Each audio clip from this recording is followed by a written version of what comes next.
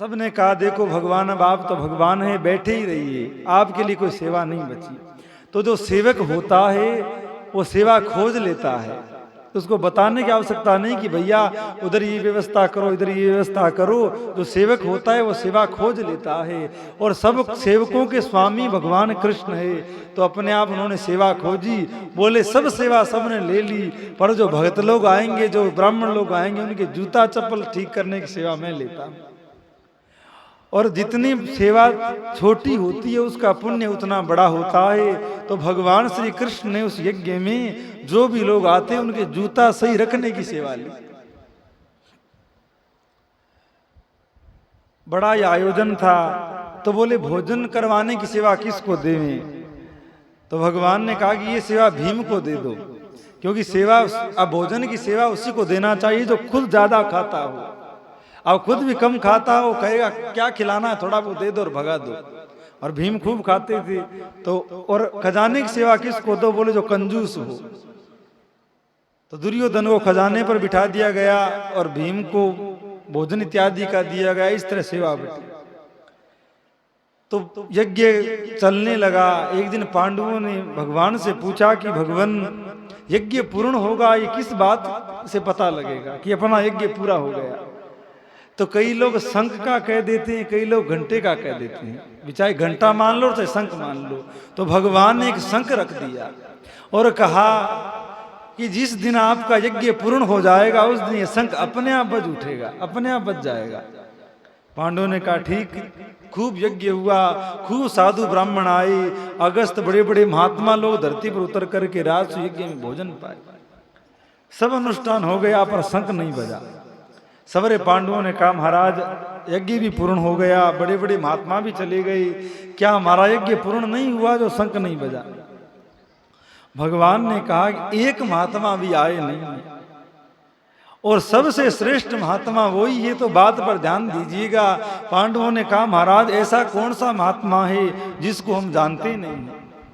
तो भगवान ने कहा कि वो छुपा हुआ भगत स्वपच है, जिसको आप कैसे जान सकते हो? क्योंकि वो स्वरूप से महात्मा नहीं है।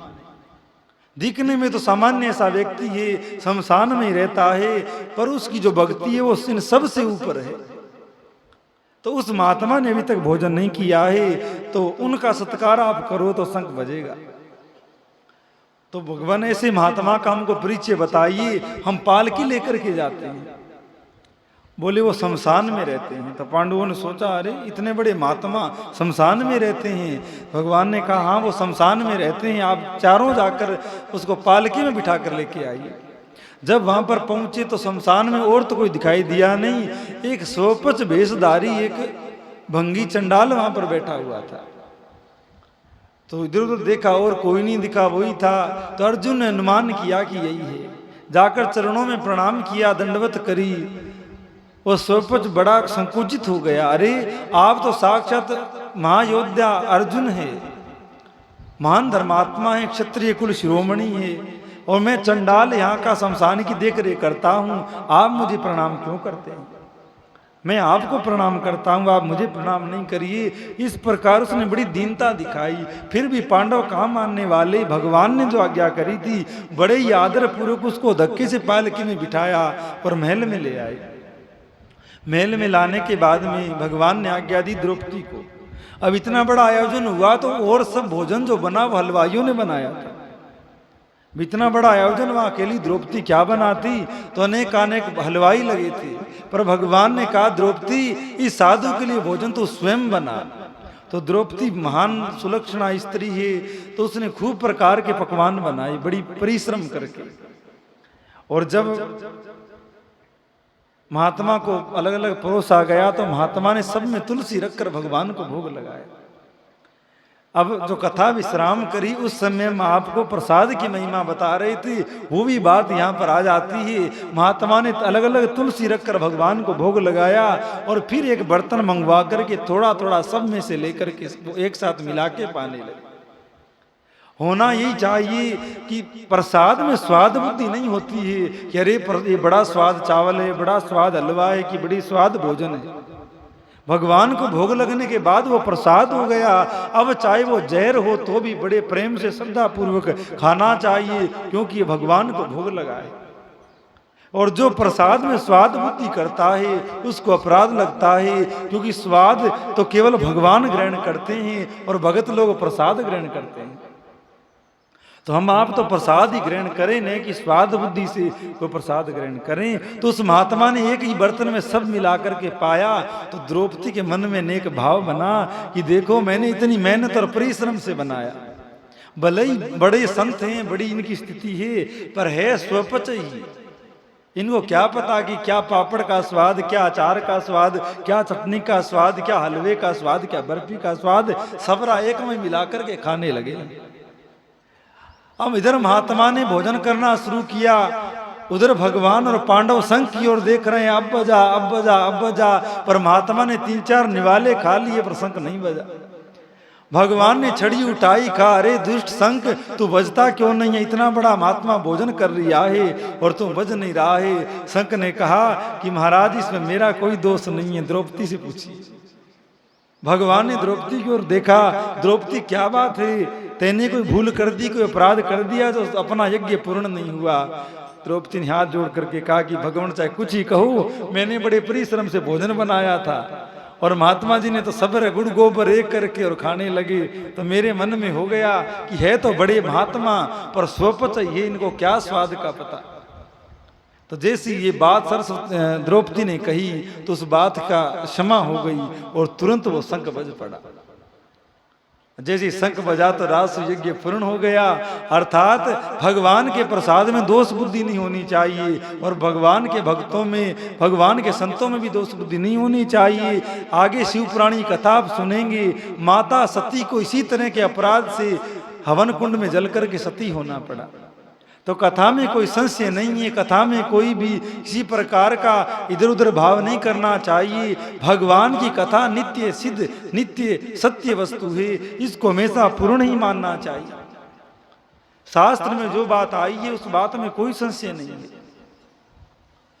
और अगर शास्त्र की बात नहीं मानोगे तो फिर किसकी मानोगे? एकमात्र सत्य वाणी और असल बात शास्त्र ही बोला करते हैं। शास्त्रों में ना किसी वर्ण का पक्ष है, ना किसी विशेष व्यक्ति का पक्ष है।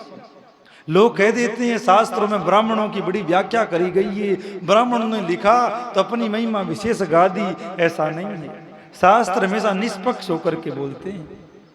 इसीलिए शास्त्र सब संतों के लिए श्रेष्ठ हो गए हैं। भगवान भी शास्त्र की आज्ञा में चलते हैं। जहां भगवान संत चाहते हैं वहीं भगवान को रोक देते हैं। क्यों? क्योंकि ऐसा आपकी मर्यादा है, आपने शास्त्र में कहा है। अन्यथा भैया भगवान कहाँ हमारे हाथ में आने लगे, भगवान शिव काम पर कृपा करने लगे। पर संत लोग शास्त्र की दुहाई देकर ही भगवान को है वही रोक देते हैं कि ठहर जाइए वहीं पर। आप ही कह रहे हैं गीता में, आप ही कह रहे हैं भागवत में। तो इसलिए शास्त्र बड़े हैं, शास्त्र को कहने वाला बड़ा है, क्योंकि उसका विश्वास शास्त्र में है, तभी वो एक एक बात आपको बता रहा है। और आपका विश्वास कहने वाले में होता है तभी आप उस बात को धारण करके और काम में लेते हैं। भी कहने वाले पर विश्वास नहीं है तो उसकी बात में विश्वास नहीं होगा, और उस बात में विश्वास नहीं होगा तो क्या आप जीवन में धारण करें। इसका प्रसंग आगे सती प्रसंग में आएगा तो आपको कहेंगे, पर आगे की जो कथा हम कहें तो पंडित जी का ये भाव था कि भैया इस तरह कथा को पूर्ण भाव श्रद्धा करके सुनिए।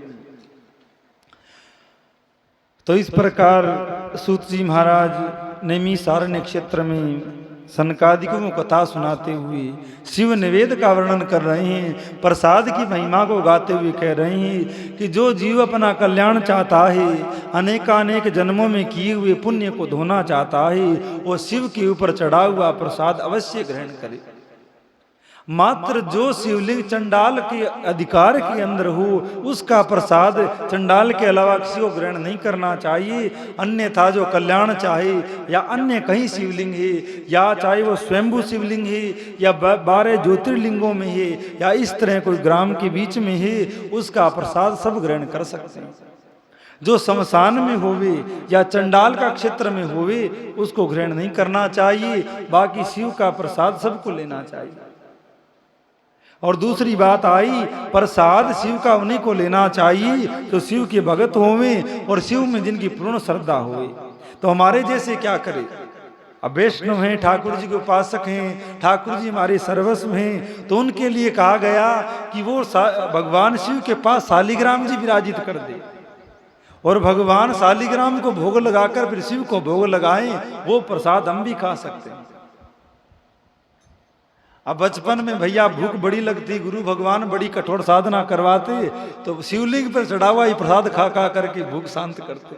बाद में जब पढ़ते कि भैया जो शिवलिंग पे चढ़ा हुआ खा लेते हैं वो चंडाल कुत्ता की योनि में जाते हैं, तो बड़ा पश्चाताप होता, पर भूख लगती तो फिर भाग जाते, कोई केला सेब या कुछ गोपेश्वर पर मिल ही जाते, वो पा करके बड़े प्रसन्न होते। पर बाद में जब सुना कि शिव शालिग्राम अगर पास में विराजित होवे, वहां से प्रसाद लेकर कोई खा ले तो परम कल्याणकारी होता है, फिर मन में संतुष्ट हुए कि चलो ठीक है, कोई अन्य योनि में तो नहीं जाएंगे। तो शिव का प्रसाद ही सबको ग्रहण करना चाहिए, पर प्रसाद ही ग्रहण करना चाहिए। अन्य कुछ द्रव्य चढ़े हों वो या तो ब्राह्मण का अधिकार है या चंडाल का अधिकार है, अपने लोगों को मात्र प्रसाद ही ग्रहण करना चाहिए।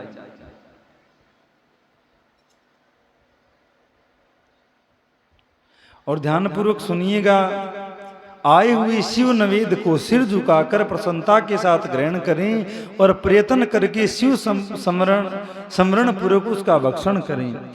आए हुए शिव नवेद को जो यह कहकर कि मैं उसे दूसरे समय ग्रहण करूंगा लेने में विलंब कर देता है, वह मनुष्य निश्चय ही पाप से बंध जाता है। अब इधर तो कोई परंपरा रहती है कि डोलू भर के घर ले जाने की, पर शास्त्र का विधान ऐसा नहीं है। शास्त्र का विधान है हाथ पर लो और वहीं खाकर के हाथ को धो लो। पर चलो भाई, ये तो जजमानों की कृपा है जो खूब चकाचक बनाते हैं और खूब डोलू भर भर के देते हैं, तो ले जाते रहो। हाँ, पर इसमें समझदारी ये नहीं है कि जो दे रहा है उसका तो पुण्य हो रहा है। आपको तो क्या मिला, खीर मिल गई अच्छी, खा ली, खाई और गले से गई और गई, पर उसको पुण्य मिल जाता है जिसने खीर बनवाई है। यहाँ जो भंडारा करते हैं रोज प्रसाद का, तो जो लोग प्रसाद पाने में जितनी देरी करते हैं उतना ही उनको पाप लगता है। तो प्रसाद मिलते ही जल्दी जल्दी पा लेना चाहिए। परंतु जो अन्य देवताओं की दीक्षा से युक्त हैं और शिव भक्ति में मन को लगाए हुए हैं, उनके लिए शिव निवेद भक्षण के लिए विषय क्या निर्णय है, इसे आप लोग प्रेम पूर्वक सुने। ब्राह्मणों, जहाँ से शालिग्राम शिला की उत्पत्ति होती है, वहाँ के उत्पन्न लिंग में रस लिंग, पार्द लिंग में, पाषाण, रजत तथा सुवर्ण से निर्मित लिंग में, देवताओं तथा सिद्धों द्वारा प्रतिष्ठित लिंग में, केसर निर्मित लिंग में, सप्टिक लिंग में, रतन निर्मित लिंग में तथा समस्त ज्योतिर्लिंगों में विराजमान भगवान शिव के निवेद का भक्षण चंद्रयान व्रत के समान पुण्यजनक है, इसीलिए वो प्रसाद सबको ग्रहण करना चाहिए। और ये ही नहीं है कि प्रसाद वहां चढ़ा लड्डू ही होता है, वहां चढ़ा केला या सेब ही होता है। अगर वहां पर कोई बेलपत्र भी आपको पुजारी ने दे दिया है तो वो भी महाप्रसाद है, मस्तक पर लगा करके उसको स्वीकार करना चाहिए। पर कई तो कह देती है, पंडित जी सेब तो उसको दे दिया, केला उसको दे दिया, मेरे को ये पत्ता पकड़ा दिया, बोले ये ले प्रसाद। ऐसे नहीं मानना चाहिए, उसको भी श्रद्धा पूर्वक ग्रहण करना चाहिए कि मेरी योग्यता इसी में ही। कई बार शिवालयों में झगड़ा हो जाता है।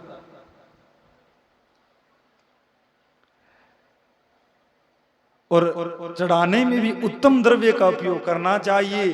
कई बार बाजारों में शिवलिंग पर देखते हैं, अब भाई कोई शैतानी बैठी है तो बुरा नहीं मानना, तुम तो ऐसी नाएं होगी, कोई और की बात है।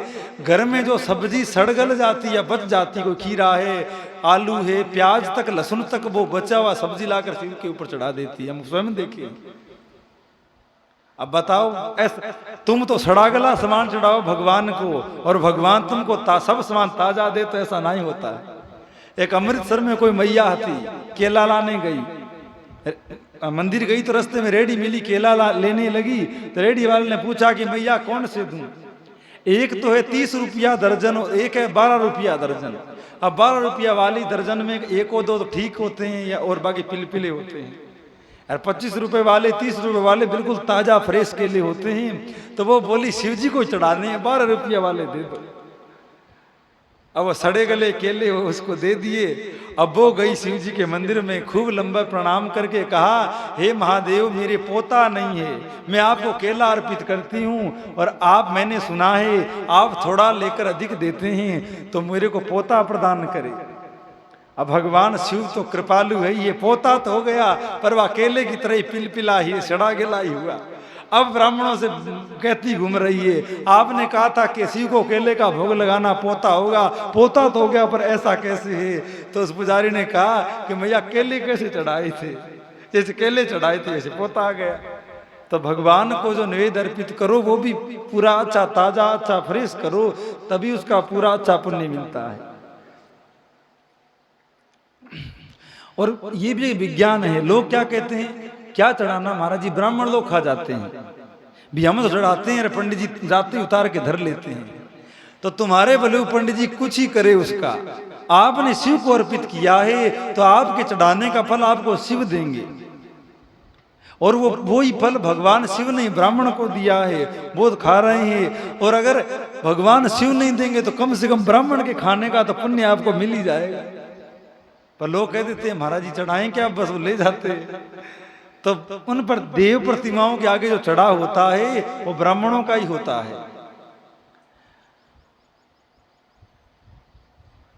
हवन में करी गई स्वा और ब्राह्मण को खिला करके जो ब्राह्मण कहते हैं आहा बड़ा मालपुआ, बड़ी खीर, बड़ी स्वादिष्ट थी, तो दोनों एक जैसा ही काम करते हैं। एक सत्य घटना आपको बताएं विनोद की। जयपुर के राजा जय सिंह हुए, बड़ी श्रद्धा रखते और नित्य प्रति अपने महल में हवन होता, कई कुंडी हवन नित्य चलता, उनके पिताजी उनके पूर्वजों के समय से ही चलता आ रहा था।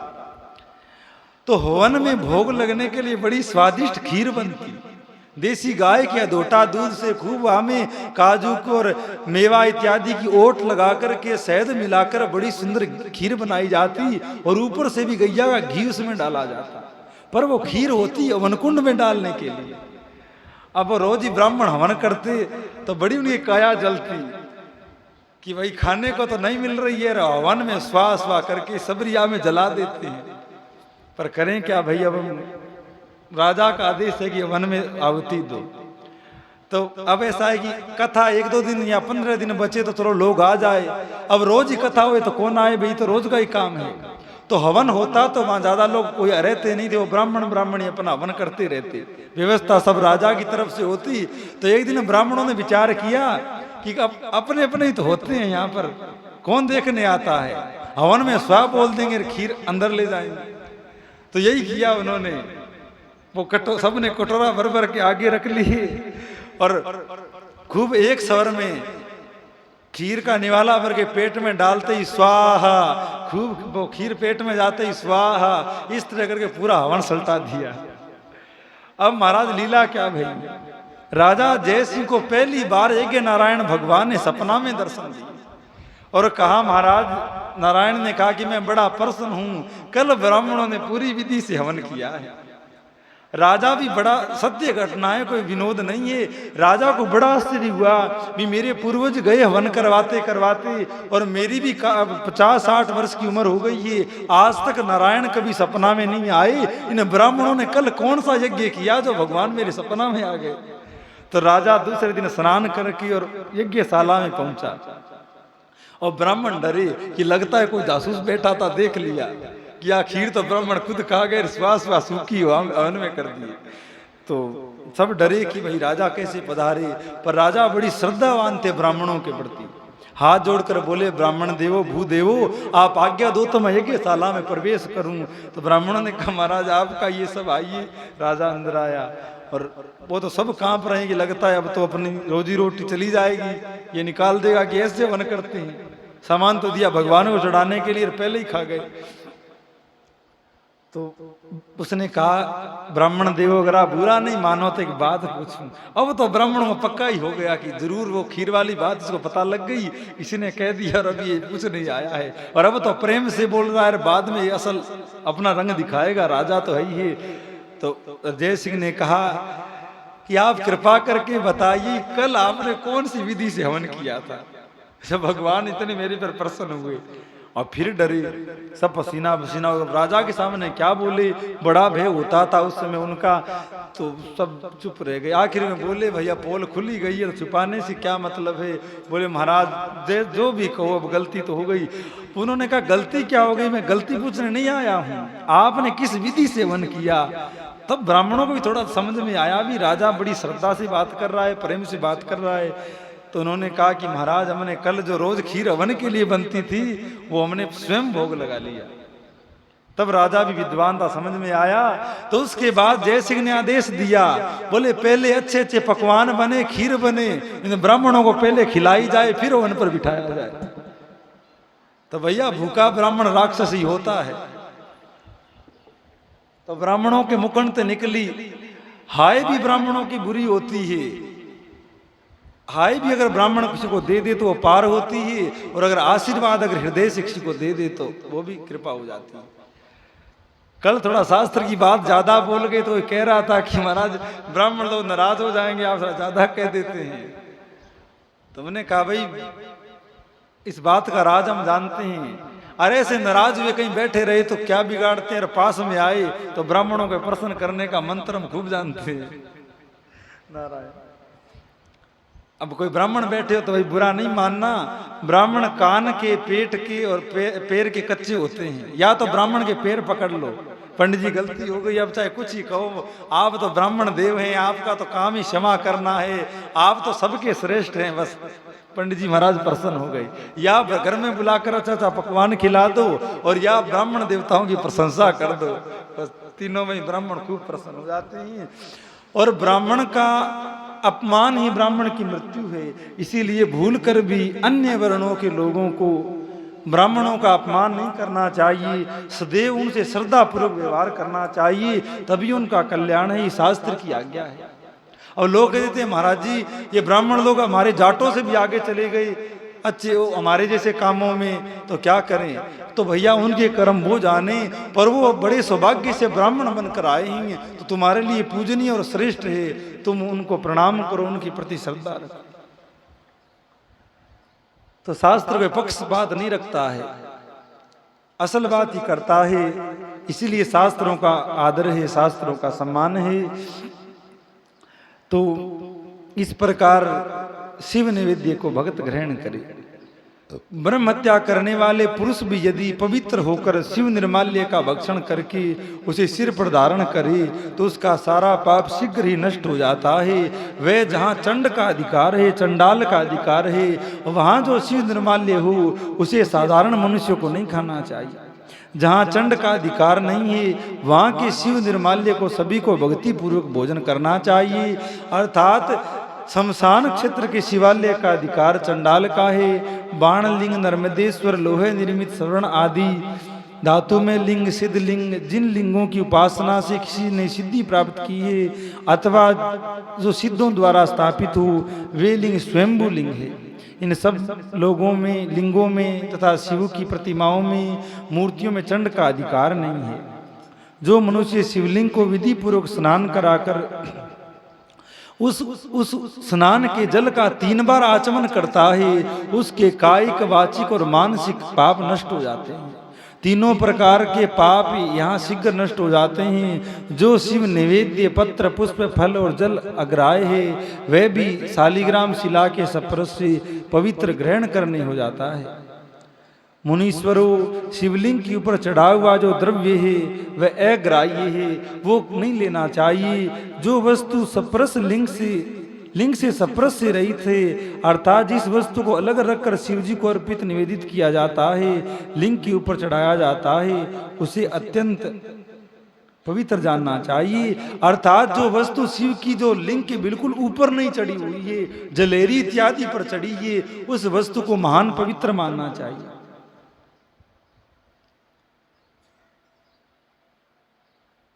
मुनिवरों, इस प्रकार निवेद के विषय में शास्त्र का निर्णय बताया गया है। अब तुम लोग सावधान होकर आदर पूर्वक विल्व पत्र का मातम्य सुनो। यह विल्व वृक्ष महादेव का ही रूप है। देवताओं ने भी इसकी स्तुति करी है। फिर भी जिस किसी तरह से इसकी महिमा कैसे जानी जा सकती है, तीनों लोक में जिसके जितने पुण्य तीर्थ प्रसिद्ध हैं वे संपूर्ण तीर्थ विल्व पत्र के मूल भाग में निवास करते हैं। ध्यानपूर्वक सुनिएगा, संसार में या किसी लोक में भी कोई तीर्थ है तो सबरे तीर्थ बेलपत्र की जड़ों में निवास करते हैं, तुलसी की जड़ों में निवास करते हैं। ऐसा शास्त्रों में आया है।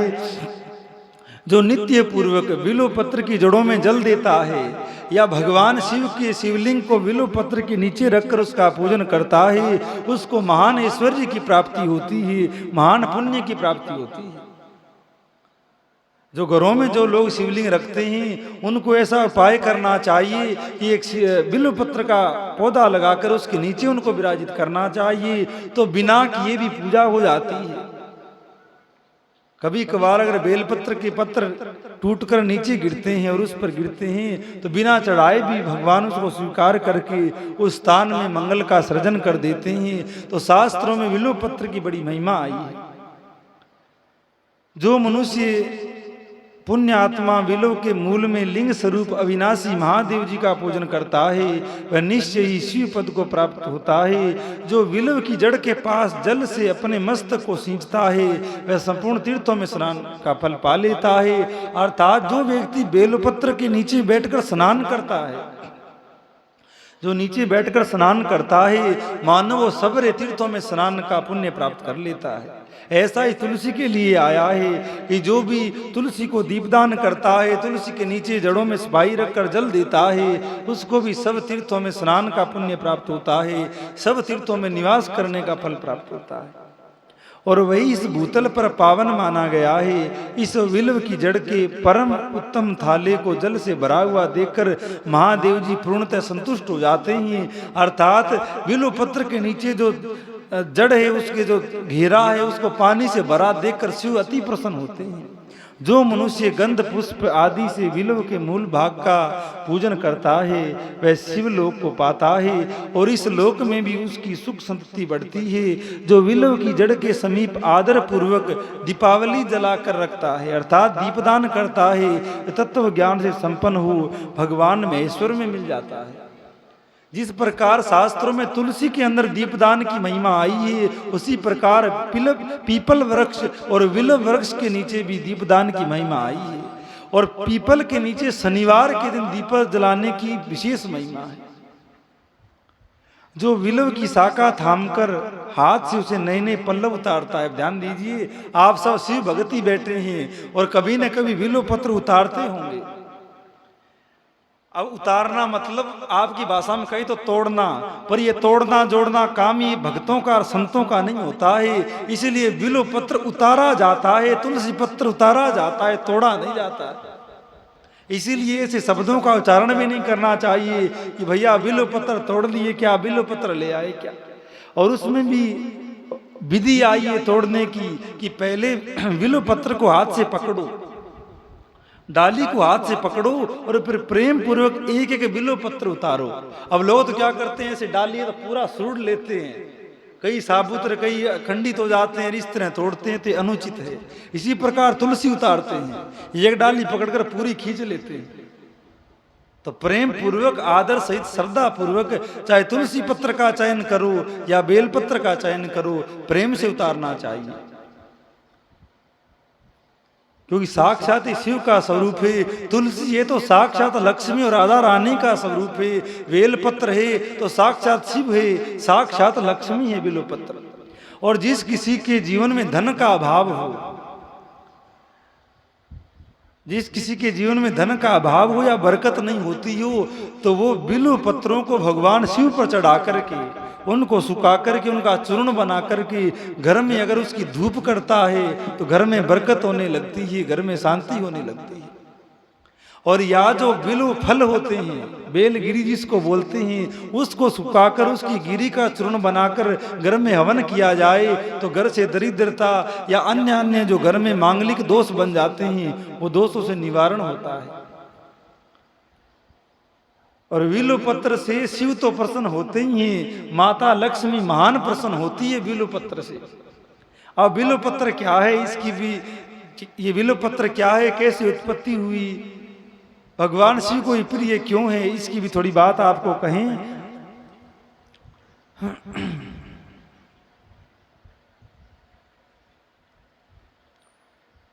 जो विल्व की शाखा थामकर हाथ से उसके नए नए पल्लव उतारता है, उनसे उस विल्व की पूजा करता है, वह सब पापों से मुक्त हो जाता है। जो विल्व की जड़ के समीप भगवान शिव में अनुराग रखने वाले एक भगत को भी भक्ति पूर्वक भोजन करवाता है, वो कोटि गुना पुण्य प्राप्त करता है।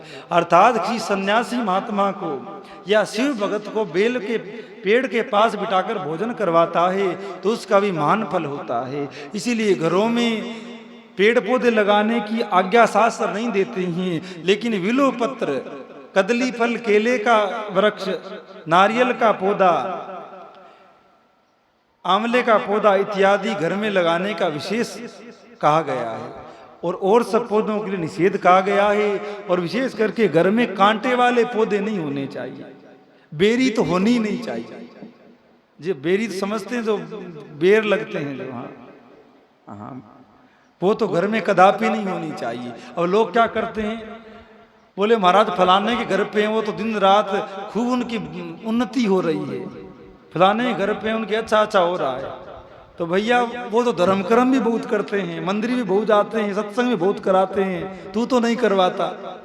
पर बस इतनी सी बात, बोले बेरी उसके घर पे है तो उनकी तो उन्नति हो रही है, और हमारा ये पेड़ कह रहे हो उखाड़ दो, तो ऐसा तर्क नहीं करना चाहिए।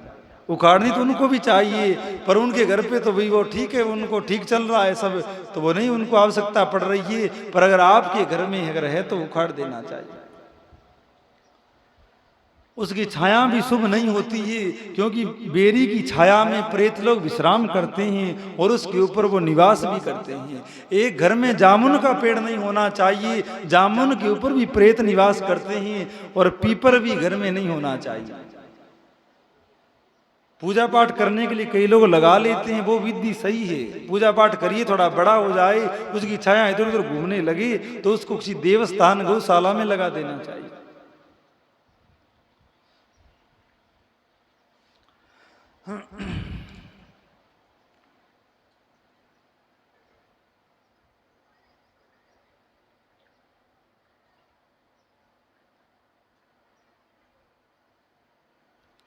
इस प्रकार मैंने सांगोपांग शिवलिंग पूजन का वर्णन किया है।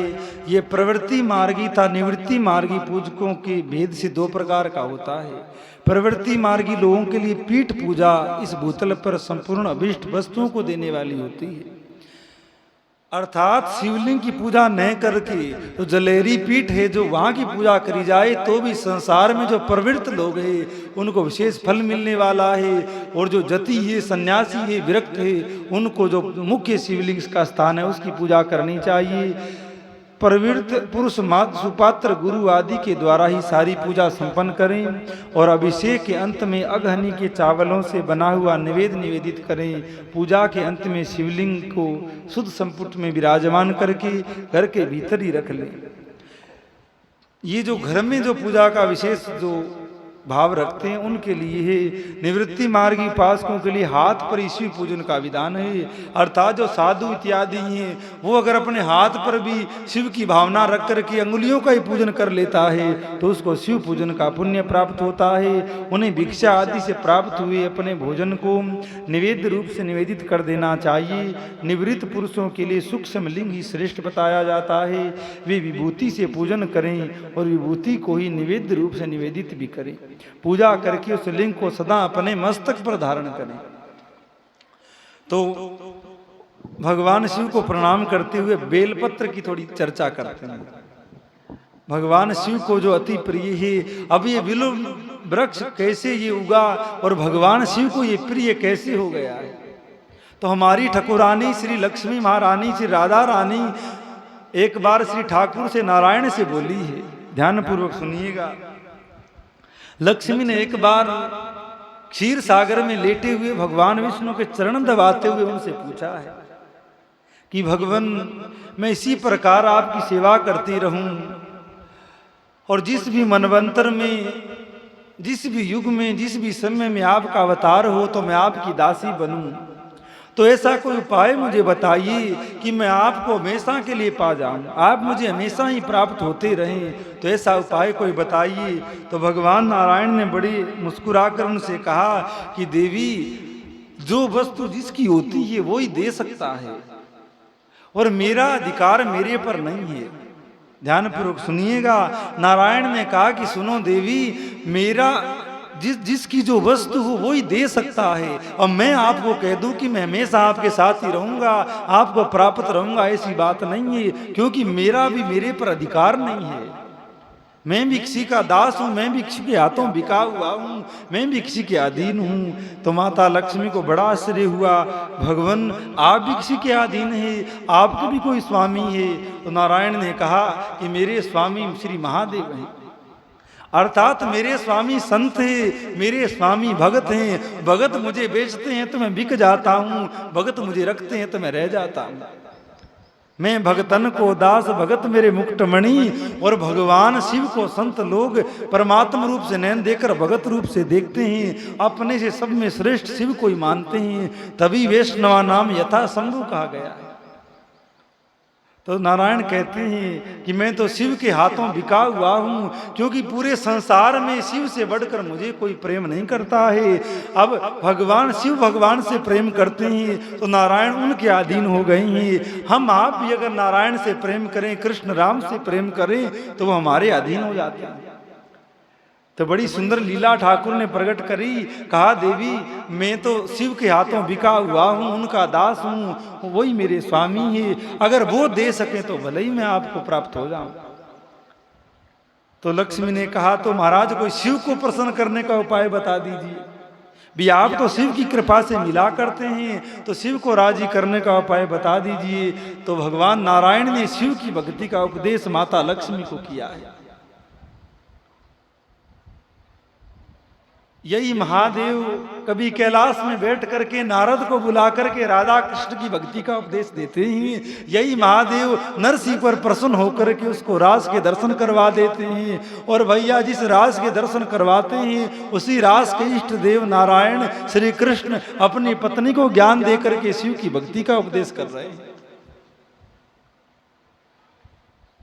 तो नारायण ने कहा कि तुम भगवान शिवलिंग की पूजा करो, उनके आश्रित होकर उनका आराधन करो, वो तुम पर अगर प्रसन्न हो जाते हैं तो वो मेरे को तुम्हें दे सकते हैं।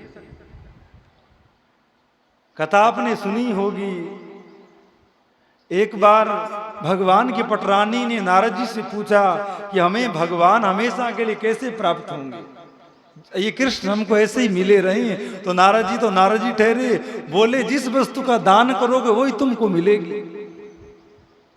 तो उसने कहा तो मैं कृष्ण मुझे मिले तो मैं दान किसका करूं? तो नारद जी ने बोला, तो भाई दान तो कृष्ण का ही करो, फिर भी कृष्ण तुमको जन्म जन्म चाहिए तो कृष्ण का ही दान करो।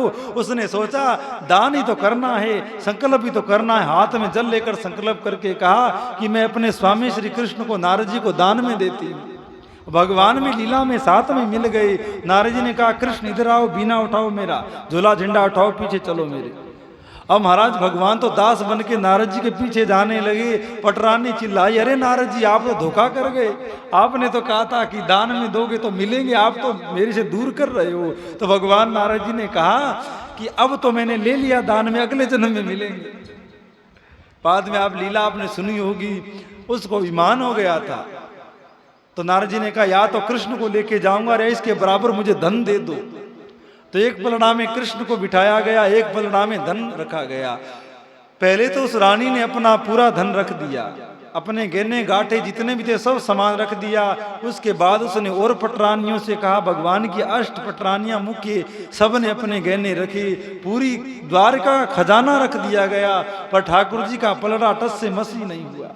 क्या भगवान धन से तोले जा सकते हैं? क्या भगवान की संसार के पदार्थों से तोले जा सकते हैं? नारद जी और ठाकुर जी दोनों मिलकर लीला कर रहे थे। आखिरी में जब सत्यभामा का अहंकार गल गया, वो मान गई कि मेरे स्वामी हमेशा हमेशा भाव से मिला करते हैं, न कि अहंकार से मिला करते हैं। रुक्मणी ने आकर के तुलसी के पत्ते पर कृष्ण बोल करके एक पलड़े में रखा, तो भैया एकमात्र कृष्ण नाम और तुलसी का पत्ता तो धरती पर पलड़ा लग गया और ठाकुर जी झूलने लग गई। नारद जी ने तुलसी का पत्ता उठाया और अपने बालों में लिया और चलते बने। तो नारायण ने कहा कि तुम शिव की पूजा करो, और माता लक्ष्मी शिव की पूजा करने लगी। एक बार भगवान नारायण ने भी पूजा करी थी श्री भगवान भोलेनाथ की। तो लक्ष्मी ने पूछा भगवान किस प्रकार पूजा करूं? तो नारायण बताते हैं कि एक बार मैंने भी शिव को प्रसन्न करने के लिए 1000 कमल चढ़ाने की प्रतिज्ञा करी थी। अर्थात 1000 कमल के जो पुष्प होते हैं, कमल के जो फूल होते हैं, वो चढ़ाने का संकल्प करके पूजा करने बैठा था। पर भैया अब हमारे कन्हैया को बदनाम मत करोगी, भैया कन्हैया चोरी करता है। ये भोला भी कम नहीं है, मौका मिलते हैं सभी चोरी करते हैं। याने भी चोरी करी, नारायण पूजा करने बैठे, 1000 फूल लेकर के बैठे थे। भगवान शिव ने एक फूल चोरी कर लिया, कम कर दिया। अब पूजा का नियम है, जोड़ा बैठ गया, पूजा शुरू हो गई, तो बीच में ना बोल सकते हैं, ना उठ सकते हैं, ना फोन पर बात कर सकते हैं। अब इधर तो पंडित जी पूजा करवाते, को फोन आ गया, हाँ भाई यहाँ वहाँ क्या चल रहा है, वहाँ ये कर दो, उसको ये दे दो। और पंडित जी करें चावल चढ़ाओ, तो भैया चीनी चढ़ा दी, चीनी चढ़ाने का तो रोली चढ़ाई रिया है। तो ऐसे नहीं होता है। जब पूजा में बैठो और उसका पूरा फल प्राप्त करना हो, तो फोन को साइलेंट करके और जैसे ब्राह्मण कहे वैसे पूजा करवाओ, तभी पूरा फल मिलेगा। आखिर में कहते हैं पंडित जी आप लोगों का भी बड़ा ड्रामा रहता है, ये चढ़ाओ, ये चढ़ाओ, ये चढ़ाओ, दक्षिणा लेनी है वो लो और जाओ। तो ऐसे नहीं करना चाहिए। अगर पूरा पुण्य लेना है तो पूरी विधि से करवाओ। और इस तरह अनादर करके दक्षिणा दोगे तो भैया दक्षिणा का पुण्य नहीं मिलेगा, अपराध भरी लगेगा। आदर पूर्वक देना चाहिए। तो भगवान नारायण बता रहे हैं कि मैंने 1000 कमल के पुष्पों से भगवान शिव की पूजा करी और एक पुष्प कम पड़ गया, भगवान शिव ने चुरा लिया। तो मैं तो बड़ी सोच में पड़ा कि इस मुहूर्त में पूजा पूरी करनी है और 1000 पुष्प मैंने संकल्प लिया था। और कोई व्यक्ति संकल्प ले ले और वो अगर पूरा नहीं करता है तो नरक में जाता है। इसीलिए या तो संकल्प मत करो कोई बात का, संकल्प कर लिया तो चाहे प्राण देने पड़े, उस संकल्प की पूर्ति करो। कोई बात होती है देवताओं का, कोई भंडारा बोल देता है, कोई स्वामणी बोल देता है, कोई छत्र बोल देता है, कोई कुछ बोल देता है। अब बाद में धीरे धीरे समय बीता तो भूल जाते हैं। अब ब्राह्मण लोग याद करवाते हैं तो ब्राह्मणों को फटकार देते हैं, बोले अभी कौन से भगवान हम धूप में बैठे हैं, जो पंखा बोला तो चढ़ा देंगे कभी। तो ऐसा नहीं, संकल्प किया है, भाव किया है तो चढ़ाना चाहिए। तो नारायण परेशान हुए कि अब क्या करूं। तुरंत विचार आया कि भगवान नारायण की जो श्री अंग है वो सब कमल ही है। कमल ब्राह्मण लोग बोलते हैं कमलाय कमल नाभाय कमल मालिनी इत्यादि। तो भगवान के नेत्र कमल हैं, भगवान के हस्त कमल हैं, भगवान के चरण कमल हैं, भगवान का मुख कमल है। तो भगवान ने विचार किया कि मेरी जो आंख है ना ये भी कमल ही तो है। तो भगवान नारायण ने अपनी आंख निकाल करके शिवलिंग पर चढ़ाया है और शिव प्रसन्न तो हो ही गए हैं, वो तो लीला कर रहे थे। वो आंख लेकर के माथे पर लगाई है तो भैया माथे पर ही रह गई है, वो तीसरा नेत्र हो गया है। तो नारायण ने बताया कि मैंने इस प्रकार भक्ति करी तो तुम भी कमल चढ़ाओ। तो माता लक्ष्मी ने प्रेम पूर्वक क्षीर सागर से खूब सारे कमल इकट्ठे करके और भगवान शिवलिंग का निर्माण करके पूजा करने बैठी है। पूजा करते हुए पुष्प चढ़ाती है और मंत्र बोल करके शिव को प्रणाम करती है। एक बार दंडोत करती है, एक पुष्प चढ़ाती है, मंत्र बोलती है, फिर दंडोत करती है, फिर पुष्प चढ़ाती है और फिर प्रणाम करती है। इस तरह चढ़ाते हुए अब भगवान ने फिर चोरी करी।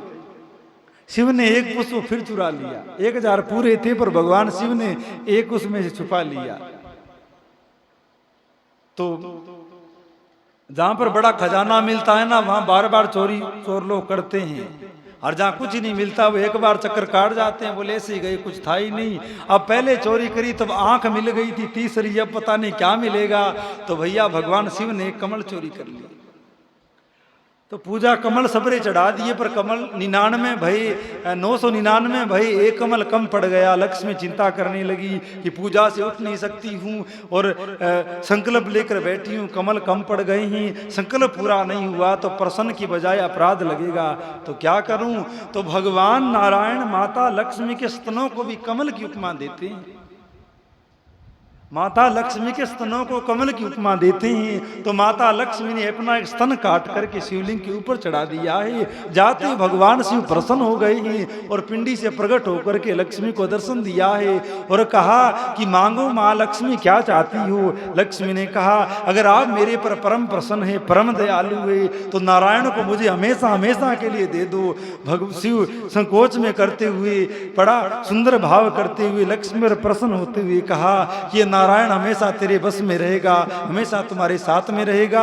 और कहा, ये तो तुमने मांगा, अब मैं भी कुछ देता हूँ। जिस तन को तुमने मेरे ऊपर चढ़ाया है, इसको मैंने स्वीकार किया है, और अब ये एक जगह रख दो। तो वहां पर रखा तो वहां पर एक वृक्ष उग गया है, जिसको विल्व पत्र कहा गया है। और कहा, जो भी आकर इस वृक्ष को प्रणाम करेगा, जो भी आकर इसका पत्ता लेकर मुझे चढ़ाएगा, उस पर मैं परम प्रसन्न होऊंगा और तुम्हारी भी कृपा उसको प्राप्त होगी, तुम्हारी भी दया उसको प्राप्त होगी। तो तब से ये बिल्व पत्र भगवान शिव के ऊपर चढ़ने लगा है। और माता लक्ष्मी ने 3 चीजें मांगी थी, याली व पत्ते के 3 ऐसे भाग हो गए हैं। इसीलिए आप लोग तो सब जानते हैं, फिर भी बता देते हैं। एक तो वहां के पीछे गांठ होती है, उस गांठ को तोड़ करके और 3 पत्ते साथ में जुड़े हो, वो उल्टा करके चढ़ाना चाहिए। कोमल वाला भाव शिव के ऊपर रख करके इस प्रकार चढ़ाना चाहिए। और बिल्व पत्र से भगवान विशेष प्रसन्न होते हैं और माता लक्ष्मी की कृपा प्राप्त होती है। तो घरों में भी बिल्व पत्र लगाना चाहिए, घरों में जगह नहीं हो तो खेत में भी बेल पत्र लगाना चाहिए। शास्त्रों में बड़ी महिमा आई है। और जो लोग शिव के लिए सोमवार का उपवास रखे, तो सुबह सुबह पूजन करने के बाद में शिव के ऊपर बिल्व पत्र चढ़ा करके बिल्व पत्र का भक्षण अवश्य करना चाहिए। बहुत सारे महात्मा कई महीने उपवास रखते हैं, मात्र बेलपत्र खा करके रहते हैं, पर ज्यादा तो नहीं पाओ, पर एक बेलपत्र अवश्य ग्रहण करना चाहिए। बड़ी औषधीय गुण बेलपत्र में होते हैं। वैसे तो अब जो बेलगिरी है, कोई बालक अपनी मैया का दूध पीता है तो बड़ा निरोग रहता है, हष्ट पुष्ट रहता है, क्योंकि नवजात बालक के लिए मैया का दूध बड़ा पौष्टिक आहार होता है। ये बात आप सब लोग जानते हैं। उसी प्रकार लक्ष्मी कौन है? पूरे संसार की माता है। वो बिल्व पत्र क्या है? जैसे बालक अपनी मैया के स्तन का दूध पीता है, उसी प्रकार माता लक्ष्मी के स्तन का दूध ही वह बेलगिरी में भरा हुआ है। तो आप वैसे ग्रस्त हो। अब वैसे तो ये बहुत अलग बात है, लोग पीते नहीं है बेलपत्र, गर्मियों में पीना चाहिए। जो तुम्हारे दिमाग में जो फूड़ बातें भर दी गई है डॉक्टरों के द्वारा, विज्ञानियों के द्वारा, वो बातें त्याग देनी चाहिए। ऐसी एक दिन कथा चली थी, मैया ने बताई, बोले मैंने किसी पड़ोसी को कहा कि बेलपत्र ले जा और अपने लड़कों को पिलाओ, बड़ा पुण्य होता है। तो वाके छोरा ने कहा, बोला कि हमको कीर्तन में बैठ के खड़ताल नहीं बजानी है, जो हम बेलपत्र पिए। भैया बेलपत्र के लिए जो ऐसा भाव रखते हैं उनका महानाश हो जाता है, चाहे वो कुछ ही दवाई लेते फिरे, चाहे कुछ ही खाए। तो ऐसा भाव नहीं करना चाहिए। और जब भी गर्मी आए तो बिल्व पत्र का जूस बना करके भगवान शिव को अर्पित करके उसको पीना चाहिए। अब या तो सोना की भस्म पी लो या बेलपत्र का जूस पी लो, एक बराबर होता है। और खूब ठंडकदायक बेलपत्र होता है। भैया हर प्रकार की जीवन में ठंडक बनी रहेगी, भगवान की कृपा बनी रहेगी। और वैसा तुम्हारा दिमाग खराब है, बेलपत्र का जूस पिएंगे तो ये हो जाएगा, वो हो जाएगा, तो फिर भैया राम राम ही मत करो, घर में पड़े रहो, कुछ हो नहीं जाए। तो नित्य निरंतर कल्याणकामी पुरुष को शिव आराधन में बिल्व पत्र का विशेष उपयोग करना चाहिए और अपने जीवन में भी इनका मुख्य स्थान रखना चाहिए। इस प्रकार सूत जी महाराज वर्णन करते हुए आगे कहते हैं, पूजा के अंत में शिवलिंग शुद्ध संपुट से विराजमान करके मस्तक पर धारण करना चाहिए। इसके बाद में शिव नाम जप तथा भस्म धारण की महिमा और त्रिपुंड के देवता और स्थान आदि का प्रतिपादन। तो ऋषि महाभाग व्यास शिष्य सूत जी आपको नमस्कार है। अब आप उस परम उत्तम बसम का महात्म्य का वर्णन कीजिए। बसम महात्म्य, रुद्राक्ष महात्म्य तथा उत्तम नाम महात्म्य, इन तीनों परम प्रसन्नता पूर्वक प्रतिपादन कीजिए और हमारे हृदय को आनंद दीजिए। सूत जी ने कहा, महर्षियों, आपने बहुत उत्तम बात पूछी है। ये समस्त लोगों के लिए हितकारक है, विषय है। जो लोग भगवान शिव की उपासना करते हैं वे धन्य है, कृतार्थ है। उनका देह धारण करना सफल हो जाता है तो शिव कथा सुनते हैं, शिव का पूजन करते हैं, उनके समस्त कुल का उद्धार हो गया है। उनका पितर तर गए हैं जो नरकों में पड़े हुए हैं, तो शिव की कथा सुन करके शिव का आश्रय लेकर उनका पूजन, उनकी भक्ति करता है। अनेकानेक जीवन में दोष बन जाते हैं, पर जिसने नियम ले लिया है कि मैं नित्य शिव पर जल चढ़ाऊंगा, नित्य उसके ऊपर विलो पत्र इत्यादि अर्पित करूंगा, तो भैया उसके जीवन के सबरे प्रारब्ध, सबरे दुष्कर्म समाप्त हो जाते हैं और जीवन में शांति हो जाती है। पर एक बात कहीं बुरा नहीं मानिएगा, तांत्रिक लोग या अन्य अन्य जो कर्मकांडी लोग कुछ बता देते हैं, उन बात में तो विश्वास हो जाता है। कल तांत्रिक ने कह दिया कि भैया काला कपड़ा, इतने नींबू और इतनी रोली, चावल, तेल, इतना रुपया चुराव में रखाना, ये हो जाएगा, वो हो जाएगा, उसकी बात में तो विश्वास हो जाता है। और शास्त्र जो सुंदर सच्ची बात, सरल उपाय कहता है, उसमें विश्वास नहीं होता है।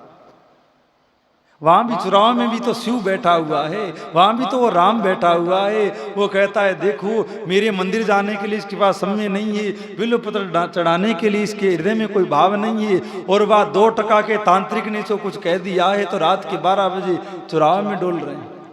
इन माता लोगों को या तो भैया घर में ही नोरा है, पशु बंध रहे हैं, तो पशुओं तक जाने में ही भय लगे। पति को साथ लेके जाएगी, बेटों को साथ लेकर जाएगी, मेरे को भय लगता है। और कोई महाराज शाणे सपाड़े कह दे कि रात के 12 बजे जाकर के वहां से करके आना है, तो भैया बिना कोई भय के वहीं चली जाती है। आप लोग तो नहीं जाती होगी, कोई जाती है उनके लिए कह रहे हैं, आप तो खाली हंस लो और क्या है। और जो अब कई लोग ऐसे भी होते हैं जो अपने धर्म को छोड़ करके भी अन्य किसी धर्म को मानने वाले पीर पैगंबरों के पास चले जाते हैं। ये उनकी सबसे बड़ी भूल होती है। अगर आपके घरों में एक बार भी अगर किसी पीर की शक्ति का प्रवेश हो गया, किसी भूत प्रेत की, तांत्रिक की शक्ति का प्रवेश हो गया, तो वहां जो आपके सात्विक कुल के देवता हरिराम बाबा या जैसे हनुमान जी या कोई और जैसे देवता हैं, वो सब भाग जाते हैं। या तो घर में सात्विक शक्तियां रहती है जो आपके कुल परंपरा से आपके पूर्वजों के द्वारा मानी गई है, और या आप किसी पीर की मजार पर गए, कोई पीर खाने गए या अन्यत्र कोई तांत्रिक के पास में गए, वो शक्तियां रहती हैं। इसीलिए मर जाओ भले ही, सब कुछ खत्म हो जाए, पर चरण पकड़नी है तो बालाजी के पकड़िए, हरिराम जी के पकड़िए, या महादेव ठाकुर जी राम जी के पकड़िए। अन्यथा अपने धर्म को छोड़ करके अन्य किसी पीर पैगंबर के पास नहीं जाना चाहिए। अब हरी कातर में दे दिया, पता नहीं कोई गऊ का मांस है कि क्या है, बांध कर दे दिया, वहां बांध देना, वहां बांध देना, ला करके बांध देते हैं, फिर भैया देवता भाग जाते हैं। क्या हनुमान चालीसा कम है? क्या सुंदरकांड कम है? क्या भगवान शिव का मंत्र कम शक्तिशाली है जो तुम्हारी व्याधियों को दूर करने में असमर्थ है? और वह पीर ने कोई काला धागा दे दिया, कोई ताबीज दे दिया, वो क्या ज्यादा प्रभावशाली है? बस आपके विश्वास का अंतर है, आपके भाव का अंतर है। अन्यथा हनुमान चालीसा से बड़ा कोई मंत्र जंत्र नहीं है जिसके आगे सबरे टोना टोटका फेल हो जाती है। अब वैसे तो समय हो गया है, 15 मिनट रहे हैं, पर हनुमान चालीसा के विषय में थोड़ा कुछ आपको कह दें। हनुमान चालीसा का पाठ लगभग सभी लोग करते हैं और करना ही चाहिए। और इसमें यह भी नहीं है कि स्त्री करे कि पुरुष करे, सभी लोगों को पाठ करना चाहिए। बस 4 दिन की अशुद्धि का ध्यान रखो, बाकी हर समय माताओं को सुंदरकांड और हनुमान चालीसा के पाठ का विधान है। बस अशुद्धि में थोड़ा ध्यान रखना चाहिए। अब देखिए इसकी रचना कैसे। आज से 500 वर्ष पहले भगवान राम के परम भागवत परम भगत श्री तुलसीदास जी का प्राकट्य हुआ, जिन्होंने रामायण की रचना की। और वो समय यवनों का समय था, मुसलमानों का समय था। उन्होंने यहाँ पर पूरे क्षेत्र में अपना अधिकार कर लिया। ध्यानपूर्वक सुनिएगा, बड़ी आप लोगों के काम की बात है। ऐसी बातें हर जगह नहीं बोलते हैं। सामान्य कथा बोल देते हैं, सामने वाले बैठे रहते हैं, फिर चले आते हैं। पर यहाँ थोड़ी विशेष हम बातें बताते हैं तो ध्यानपूर्वक सुना करिए। तो उस समय मुसलमानों का राज्य था, हर तरफ उनका ही साम्राज्य और भय था। तो वो हिंदू समाज के लोगों को डराया करते। क्या कहते? बोले हम मुसलमान हैं ना, हमारे पास में एक 50 है, कोई 50 आयातों का कलमा होता है। अब हम तो संतों से सुना है, बाकी देखने का काम अपना नहीं पड़ा है। बोले इनके पास ही कोई 50 आयतों का एक कलमा होता है, उसको ये 50 बोलते हैं। तो ये हिंदुओं को डराते कि हमारे पास 50 है, वो अगर हमने सबने मिलकर पढ़ दिया ना तो हमारे वो जो ये कब्रिस्तान है जितने भी, इनमें जितनी आत्माएं सो रही है वो सब बाहर निकल आएगी और तुम्हारे सबरे हिंदुओं को या तो मार डालेगी या तुम सबको मुसलमान बना देगी। ऐसा वो कह के डराया करते। तो हिंदू समाज में बड़ा भय इस बात का हुआ करता कि ये दुष्ट लोग कहीं ऐसा कर नहीं दे। ध्यानपूर्वक सुनिएगा। तो हर तरफ इसी बात की चर्चा उन दिनों थी कि कहीं ये सब मिलकर उस 50 का पाठ नहीं कर दे, अन्यथा कहीं ऐसा हो नहीं जाए। और देखिएगा, शक्ति चाहे किसी की भी हो, सत्य बात स्वीकार है, उनके आयतों और कलमों में कम शक्ति नहीं होती है। मुसलमानों की जो विद्या है उसका कोई कम प्रभाव नहीं होता है, उनके पास भी बड़े बड़े कलमों की शक्तियां हुआ करती हैं। तो सब तरफ यही था कि भाई वो कोई 50 पता नहीं क्या है, उर्दू भाषा का वो है, तो उसका वो पाठ नहीं कर दे, अन्यथा अपने सब देवताओं की शक्ति कम हो जाएगी और जितने हिंदू हैं उन सब का विनाश हो जाएगा। तो उसी समय प्रयाग में कुंभ लगा था, अनेकानेक महात्मा इकट्ठे हुए थे और तुलसीदास जी जैसे महात्मा और सिख परंपरा के जो गुरु नानक देव थे उनके पुत्र वे श्री चंद्र देव, जिन्होंने भी संन्यास परंपरा चलाई। आपके गांव में जो स्वामी जी विराजते हैं श्री योगेश मुनि जी महाराज, वो उसी परंपरा के साधु हैं, उदासीन परंपरा के। तो श्री गुरु नानक देव के पुत्र हुए श्री चंद्र देव महाराज, भगवान के वो अवतारी पुरुष थे। उन्होंने उदासीन पंथ चलाया जो हमारे वैष्णवों से मिलता हुआ है, हमारे भी दास लगता है और उदासीन परंपरा के भी साधुओं के नाम के आगे दास लगता है, तो हमारा इनके साथ व्यवहार होता है।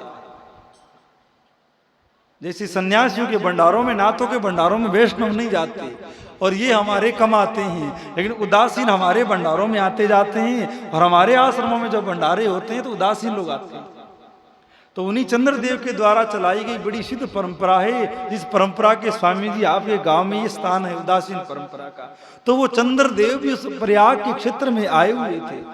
उनके आगे भी ये बात आई थी कि मुसलमान लोग अपने हिंदू प्रजा को बड़ा डराते हैं, कहते हैं हम 50 पढ़ देंगे, तुम्हारा ये कर देंगे, ये कर देंगे। और ऐसा भी उस समय हुआ, आज भी होता है।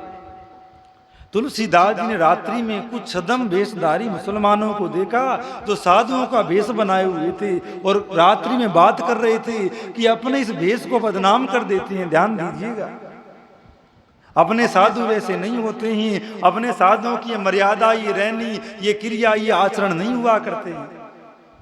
जो साधु हो गया है, संसार मात्र की स्त्री जिसके लिए बहन तुल्य और मातृतुल्य हो गई है, या तो पूरा संसार में वो ब्रह्म को देखता है या पूरे संसार को वो विष्ठावत त्याग देता है। जो आचरण सुनने में आते हैं ये आचरण साधुओं के नहीं हुआ हो सकते या किसी हिंदू परंपरा के साधु के नहीं हो सकते। तो ध्यानपूर्वक सुनिएगा, तुलसीदास जी ने उस रात्रि में सुना कि साधुओं का वेश बनाए हुए 2 मुसलमान हैं जो आपस में बात करते हैं कि अपने ऐसे ऐसे कार्य करेंगे जिस कार्य के द्वारा हिंदू जनता का विश्वास साधुओं से उठ जाए, साधुओं में श्रद्धा कर ले, इस वेश से वो घृणा कर ले। भी संत सबसे बड़ी पूंजी हिंदू समाज की उनके संत हैं, उनके साधु हैं। अब हमारी श्रद्धा साधुओं में घट गई, महात्माओं में घट गई, तो हमारे पास रहा क्या? फिर किस बात की शक्ति रही, किस बात का आश्रय रहा, किस बात का हमारे पास बल रहा? तो वो ऐसी योजना बना रहे थे वो लोग जो साधु वेश में मुसलमान थे। उन्होंने कहा अपने ऐसे कुछ कृत्य करो कि हिंदू जनता हमको साधु समझ करके, हमको भी सब साधुओं के बीच में मान करके सब साधुओं को बदनाम करे। और यही अब सब हो रहा है। साधु तो बिरले हैं, ऐसी वेशधारी संत वेश बना लेते हैं, कोई परंपरा में आ जाते हैं, फिर वो ऐसे ऐसे कार्य करते हैं जिनसे पूरा संत समाज लज्जा से अपनी दृष्टि झुका लेता है, पूरा हिंदू समाज बड़ा दुखी हो जाता है। ऐसे ऐसे महात्मा हुए जिन्होंने अपने तप के बल से पूरे हिंदू समाज की सामर्थ्य सुरक्षा करी, समीक्षा करी, समाधान किया। रामानंदाचार्य भगवान जब काशी में पधारते हैं, जैसे शंख फूंकते हैं तो भैया नमाजियों के गले रुक जाते हैं, उनके गले चौक हो जाते हैं, वो कुछ बोल नहीं पाते। श्री मलूकदास जी एक रूप से तो कहीं सत्संग कर रहे होते हैं और रात्रि के 12 बजे यवन के महल में प्रकट हो जाते हैं और कहते हैं कि तुमने मुझे बुलाया था मिलने के लिए, बोल क्या कहता है। और भैया जब उसने इतने पैरे के अंदर कि सिद्ध फकीर को प्रकट हुआ देखा, चरणों में पड़ गया और कहा कि स्वामी जी मैं तो आपके दर्शन करना चाहता था, और कई सौ बीघे जमीन ताम्र पत्र पर लिख करके चरणों में दे देता था। तो ऐसे महात्मा हमारी समाज की परंपरा में हुए हैं और उन्हीं के बीच में जो विधर्म मार्गी, जिनके जीवन में ना भजन है, ना सदाचार है, ना चारित्रिक पवित्रता है, ना कोई भाव की पवित्रता है, वो लोग आकर के इस भेष को लजा देते हैं। अन्यथा भैया इस दास ने जो भेष पहना है ये भेष भगवान का हुआ करता है। जब हमारे साधु लोग जब भेष देते हैं, दास को भेष मिला, गुरु से पूछा गुरुदेव आज्ञा करो क्या आज्ञा है। उन्होंने एक ही बात कही, बच्चा तुमको जो भेष दिया है ना ये भेष कोई सामान्य नहीं है, ये भेष भगवान का है, इसको लजवाना नहीं, इसको पुजवाना।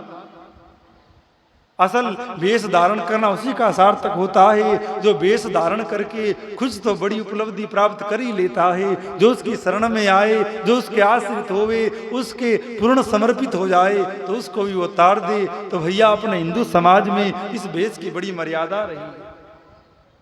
अब आप लोग बुरा मत मानना, आजकल भैया माताएं लोग भी भगवे कपड़े पहनने लग गई है, एक दो तो यहीं बैठी होगी, पर नाराज मत होना, ये अपनी परंपरा नहीं है। गृहस्थ में जो है उनको मर्यादित रंग के कपड़े पहनने चाहिए। भगवा अच्छा लगा तो भगवा सिलवा करके पहन लिया, पर ये उचित बात नहीं है। इस कपड़े का बहुत आदर है।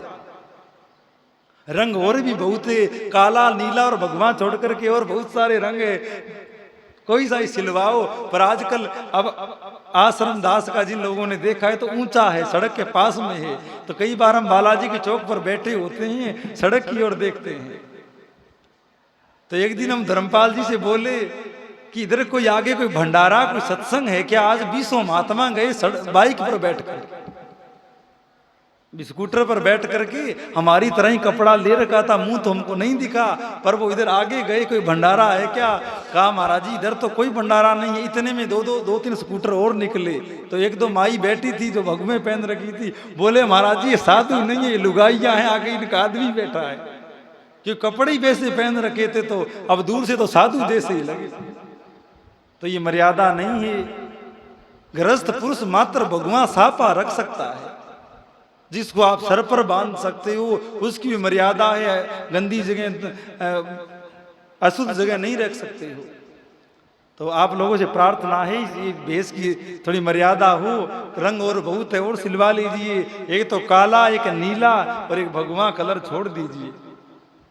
अब भाई ये अब महाराज लोग वैसे रहते, इसे दुनियादारी नहीं रहती है। अब ये कपड़ा आप पहनने लगे तो हम लोग क्या पहनेंगे बताइए? तो इसीलिए भगवान ऐसे नहीं पहनना चाहिए। तो उन विधर्मी लोगों ने, अब भाई देखो हम जो सच्ची बात आ जाती है, हम काव की नहीं रखते हैं, और रखते तो मसल वक्ता नहीं। तो पुरुष लोगों की तो कई दिनों से चल रही थी, आज माताओं की एक दो आई गई तो कह दी नहीं। तो नारायण व महात्मा लोग ऐसी बात कर रहे थे। तुलसीदास जी को जब पता लगा तो बड़े दुखी हो गए, मन में बड़ी पीड़ा हुई कि देखो इनका स्वरूप तो संतों का स्वरूप है, भगवान का स्वरूप है, और ये तो कोई विधर्मी लोग हैं जो धर्म का विशेष हानि करने के लगे हुए हैं। तो उस समय के जितने संत थे सब एक जगह बैठ करके चर्चा करने लगे कि भैया अपने समाज के संत हैं, पूरी जनता हम पर आस रखती है, हम पर आश्रित है, तो हम कुछ ऐसा करें जिससे हमारी हिंदू जनता सुरक्षित हो जाए, भय मुक्त हो जाए, आनंदित हो जाए। तो तुलसीदास जी ने सबने कहा भी ऐसा क्या किया जाए। तो संत लोग कहते कि हमारे भी धर्म के अंदर कोई ऐसी कोई बात कोई लिखे, ऐसा कोई स्तोत्र, ऐसा कोई पाठ, ऐसी कोई पदावली रची जाए जिसके द्वारा हिंदुओं की रक्षा हो, उनकी सुरक्षा हो। तो संत तो सब बैठे ही थे। जो गुरु नानक देव के पुत्र श्री चंद्र देव जी थे, उन्होंने कहा तुलसीदास जी आप श्री राम जी के नित्य भक्त हैं, सिद्ध भक्त हैं, और आपके द्वारा सुंदर रामचरित्र मानस विनय पत्रिका जैसे सुंदर ग्रंथ लिखे गए हैं, और आपके पास में बड़ी काव्य रचना का कौशल है, आप उसके द्वारा कुछ लिखिए। अब ध्यान देकर सुनिएगा, जब चंद्र देव जी ने ऐसा कहा तो तुलसीदास जी के सामने बालाजी प्रकट हो गए और तुलसीदास जी नृत्य करने लगे। और नृत्य करते हुए उन्होंने बालाजी की स्तुति करी। जय जय जय हनुमान गोसाई, कृपा करो गुरुदेव की नाई, जो सतबार पाठ कर कोई, छूटे बंद मासुक होई, जो ये पढ़े हनुमान चालीसा, हो ये सिद्धि साखी गोरी सा, जो सतबार पाठ कर कोई, हो ये सिद्धि महासुख होई। तो जैसे हनुमान जी सामने प्रकट हुए तुलसीदास जी के, तो उनकी स्तुति में ये सब बात कही, और जैसे ही वो तो भाव में डूबे हुए थे, हनुमान जी को देखकर गदगद और प्रसन्न हो रहे थे और मुख से बोलते जा रहे थे। चंद्रदेव ने अपने शिष्यों से कहा, बेटे क्या देखते हो, कलम कागज ला करके नोट करो। तो जो जो तुलसीदास जी ने भाव में बोला है वो सब उन्होंने लिख दिया गया है, और कह दिया गया कि भैया ये हनुमान वो 40 दोहे निकले थे। अर्थात भगवान राम जी ने ऐसा कहा होगा या हनुमान जी ने कहा होगा, अरे भले ही उनके पास 10 ज्यादा है, 50 आए उनके पास में, तो उनके पास में 10 आयते ज्यादा है, कोई बात नहीं, अपना ये 40 भी वो काम करेगा कि उनका 50 हो चाहे 100 हो, सब धरे के धरे रह जाएंगे। तो भैया हनुमान 40 इस कलयुग का सिद्ध यंत्र है, सिद्ध मंत्र है और सिद्ध तंत्र है। तो नित्य नित्य हिंदू समाज को जो भूत प्रेतों के आवेशों से अनेका प्रकार के विघ्नों से बचना चाहे, उसको नित्य नियम पूर्वक हनुमान चालीसा का पाठ करना चाहिए। और ऐसा कहीं पर नहीं आया कि मात्र पुरुष ही करे, स्त्री नहीं करे। हनुमान चालीसा में ये आया है कि जो 7 बार पाठ कर कोई। अगर ये बात होती तो ये लिख देते जो पुरुष पाठ कर जोई, पर ये लिखा है जो में सब आ जाते हैं। आपको बताएं इस हनुमान चालीसा की इतनी बड़ी सिद्धि है, अगर काऊ मुसलमान भी नियम से रहकर या का पाठ करे तो बाकी भी सुरक्षा होती है। हम आप तो हिंदू हैं, हनुमान जी हमारे इष्ट हैं, तो भैया क्या हमारी सुरक्षा नहीं होगी? क्या हम पर बालाजी की कृपा नहीं होगी?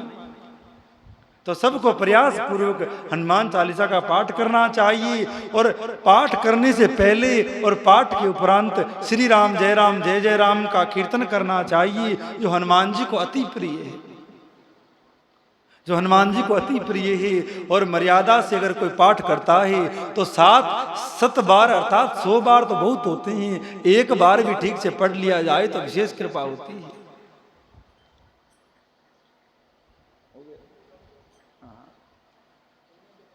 और उसके बाद में सुंदरकांड का तो कहना क्या है, विशेष कोई समस्या होए।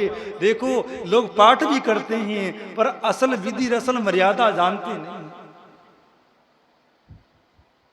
और अलग अलग उपाय सुंदरकांड में ही आए हैं कि अगर ये समस्या हो तो इतने तक पाठ करो, ये समस्या हो तो इतने तक पाठ करो, पर ज्यादा कुछ नहीं और कम समय हो तो आप मात्र विभीषण शरणागति का ही पाठ कर लीजिए, तो आप पर बालाजी विशेष प्रसन्न होंगे, राम जी विशेष प्रसन्न होंगे, और कोई भी व्याधि हो उससे आपका निवारण होगा, आपसे उसका हल होगा। तुलसीदास जी ने बहुत सारे ग्रंथ लिखे, और अपने परंपरा में भी बहुत सारे पुराण ग्रंथ इत्यादि है, चाहे शास्त्र है, 18 पुराण है, वेद है, कुछ उपवेद है, इस प्रकार करके बहुत सारे ग्रंथ है। पर सबका सार तत्व श्री तुलसीदास जी ने रामायण के रूप में कह दिया है।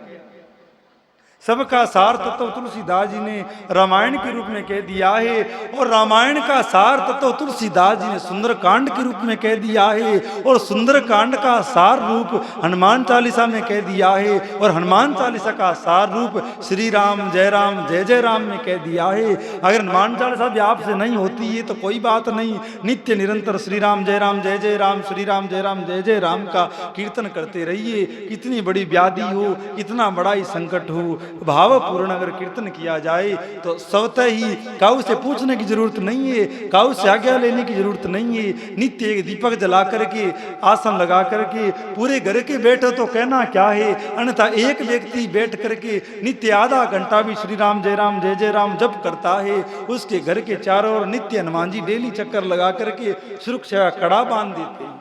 अब जिसके चारों ओर हनुमान जी घूम रहे हों, उस घर में काऊ किस जिंद पीर या इत्यादि जो उनके होते हैं उनके घुसने की हिम्मत हो सकती है।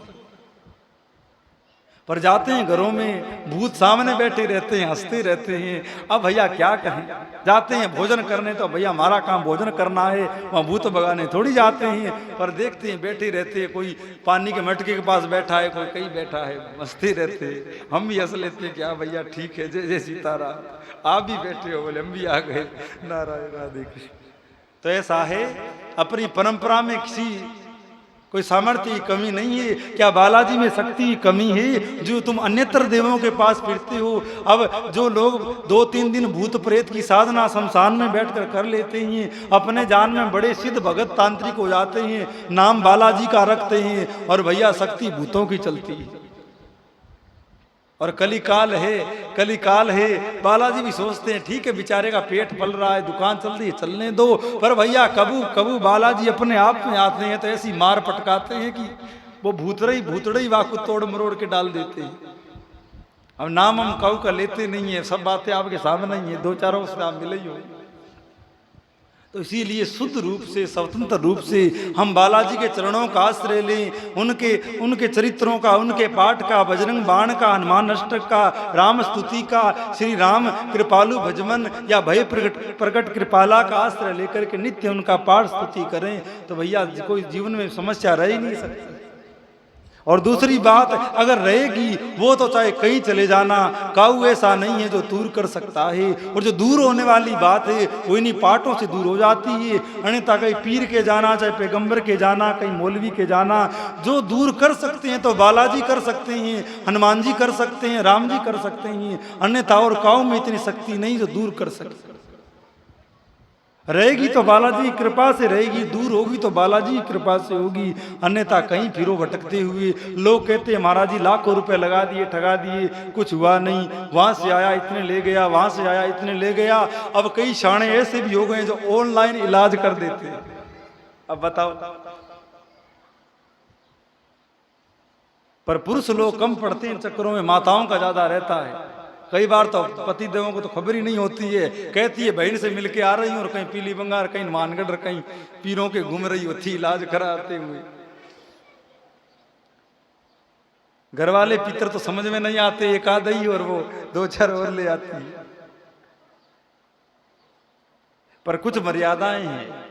ऐसा नहीं है कि दारू पियो और फिर 40 पढ़ो तो कृपा हो, 10 रुपया खाओ उल्टा सीधा खाओ फिर भी मान 40 पढ़ो तो कृपा हो, ऐसा नहीं।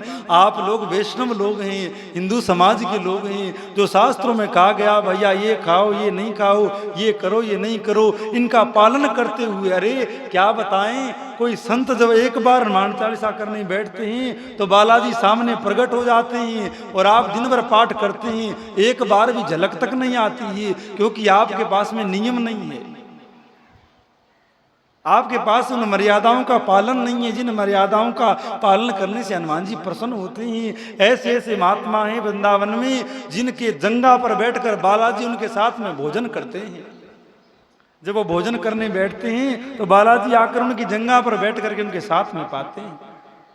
हरिराम बाबा की कथा मैंने आपको सुनाई थी। 5 वर्ष की अवस्था में उनको हनुमान जी ने प्रत्यक्ष दर्शन दिए थे।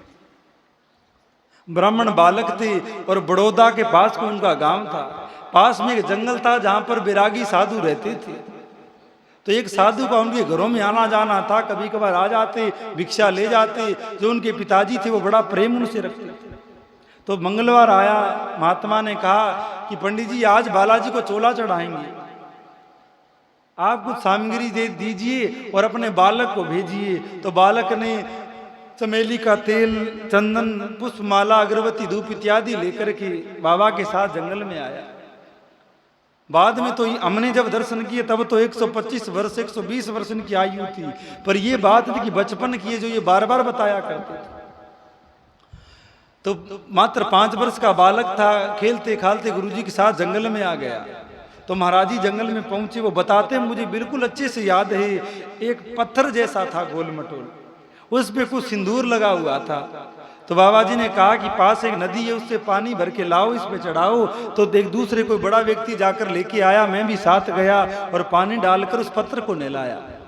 तो मैंने महाराज जी से पूछा कि मैं भी हाथ लगाऊं। तो महाराज जी ने बड़े प्रसन्न होकर कहा, तुम भी ब्राह्मण बालक हो, हाथ लगाओ, इसको स्नान करवाओ। तो उस लाल पत्र को मैंने स्नान करवाया।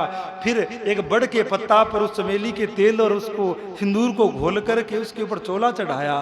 फिर वो मोगरा की माला चढ़ा करके धूप करी। और फिर बाबा जी ने कहा कि बच्चा अब आंख बंद करके हनुमान चालीसा का पाठ करो। तो जैसे ही बोले मैंने हनुमान चालीसा का पाठ किया और श्री राम जय जय राम कीर्तन किया। तो जैसे ही पहले आंख नहीं खोली, मुझे भयंकर तीव्र बड़ी सुंदर सुगंध आई। आंख बंदी थी, हनुमान चालीसा का पाठ पूरा हुआ ही था, महाराज जी श्री राम जय राम का कीर्तन कर रहे थे, बड़ी सुंदर सुगंध आई। मैंने सोचा इतनी सुंदर सुगंध कहाँ से आ रही है। जैसे आंख खोल करके देखा तो भैया वो पत्थर तो वहां पर है नहीं, और विशाल काय बहुत बड़ा बानर वहां पर खड़ा हुआ है। वो बताते कि उसकी 2-2 हाथ लंबी बानर की रोएं थी जो सोने की तरह चमक रही थी। बड़ा सुंदर विशाल शरीर था, बड़े बड़े नख थे, और उनका जो मुख कमल था वो इतना सुंदर था कि मैं जब क्या बताऊं, मैं जब उस चेहरे को याद करता हूं तो मेरा हृदय गदगद हो जाता है। मैं बार बार उसके रूप को देखा करता हूं। और बच्चा उसके बाद में तो मेरे पास बहुत बार आए, और उन्होंने मुझे अब साधु बना करके ही छोड़ा, भगत बना करके ही छोड़ा। तो वो बताते कि मैंने उनके इतने अचानक देखा, बालक हुए 5 वर्ष का, इतना बड़ा अचानक देखे तो डर जाए, बड़े बड़े डर जाए। हनुमान जी को देख के तो वो तो बालक था। तो बोले मैं डर गया। तो बाबा जी ने कहा बच्चा डर मत, प्रणाम कर इनको, ये बालाजी हैं, हनुमान जी हैं। तो मैंने उनको प्रणाम किया।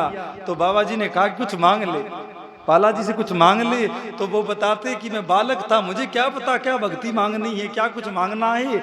बड़े घर का बालक था, भूख लग रही थी, घर पे तो दिन भर मैया कुछ न कुछ खिलाती रहती। बाबा जी ने पानी भी नहीं पिलाया था तो भूख लग रही थी। मैंने कहा हे हनुमान जी मुझे कुछ खाने का सामान दे दो। तो बताते हैं कि बालाजी ने ऐसे हाथ किया। बड़ौदा और जगन्नाथपुरी की खूब दूरी है, कोई 2-3 हजार किलोमीटर की दूरी होगी। बड़ौदा उस गांव से, उस जंगल से, और जगन्नाथपुरी से। बालाजी ने वहां खड़े खड़े ऐसे हाथ करके जगन्नाथ जी का महाप्रसाद प्रकट करके महात्मा को दिया, कहा इस बालक को खिला दो। और वो प्रसाद मैंने पाया। तो उस दिन मुझे पहली बार बालाजी के दर्शन हुए। उसके बाद ब्याह भी हो गया, पर कुछ ही दिन 20 वर्ष तक घर में रहे। उसके बाद घर से भाग पड़े। जीवन भर कभी भी गुजरात की सीमा में प्रवेश नहीं किया। बड़ौदा या गांव में जाना अलग बात थी। और ऐसे महात्मा थे, कभी किसी ने उनको सोते हुए नहीं देखा, कभी किसी को उनको पैर पसारे हुए बैठे नहीं देखा। जब देखो तब श्री राम जय राम, श्री राम जय राम जय राम, श्री राम जय राम अखंड धुन हुआ करती थी। और कई बार दास ने भी अनुभव किया। अब बताने की बातें नहीं होती है, पर क्या कहें, चलो छोड़ो। तो भैया उनके रोम रोम से हनुमान जी का वो कीर्तन होता।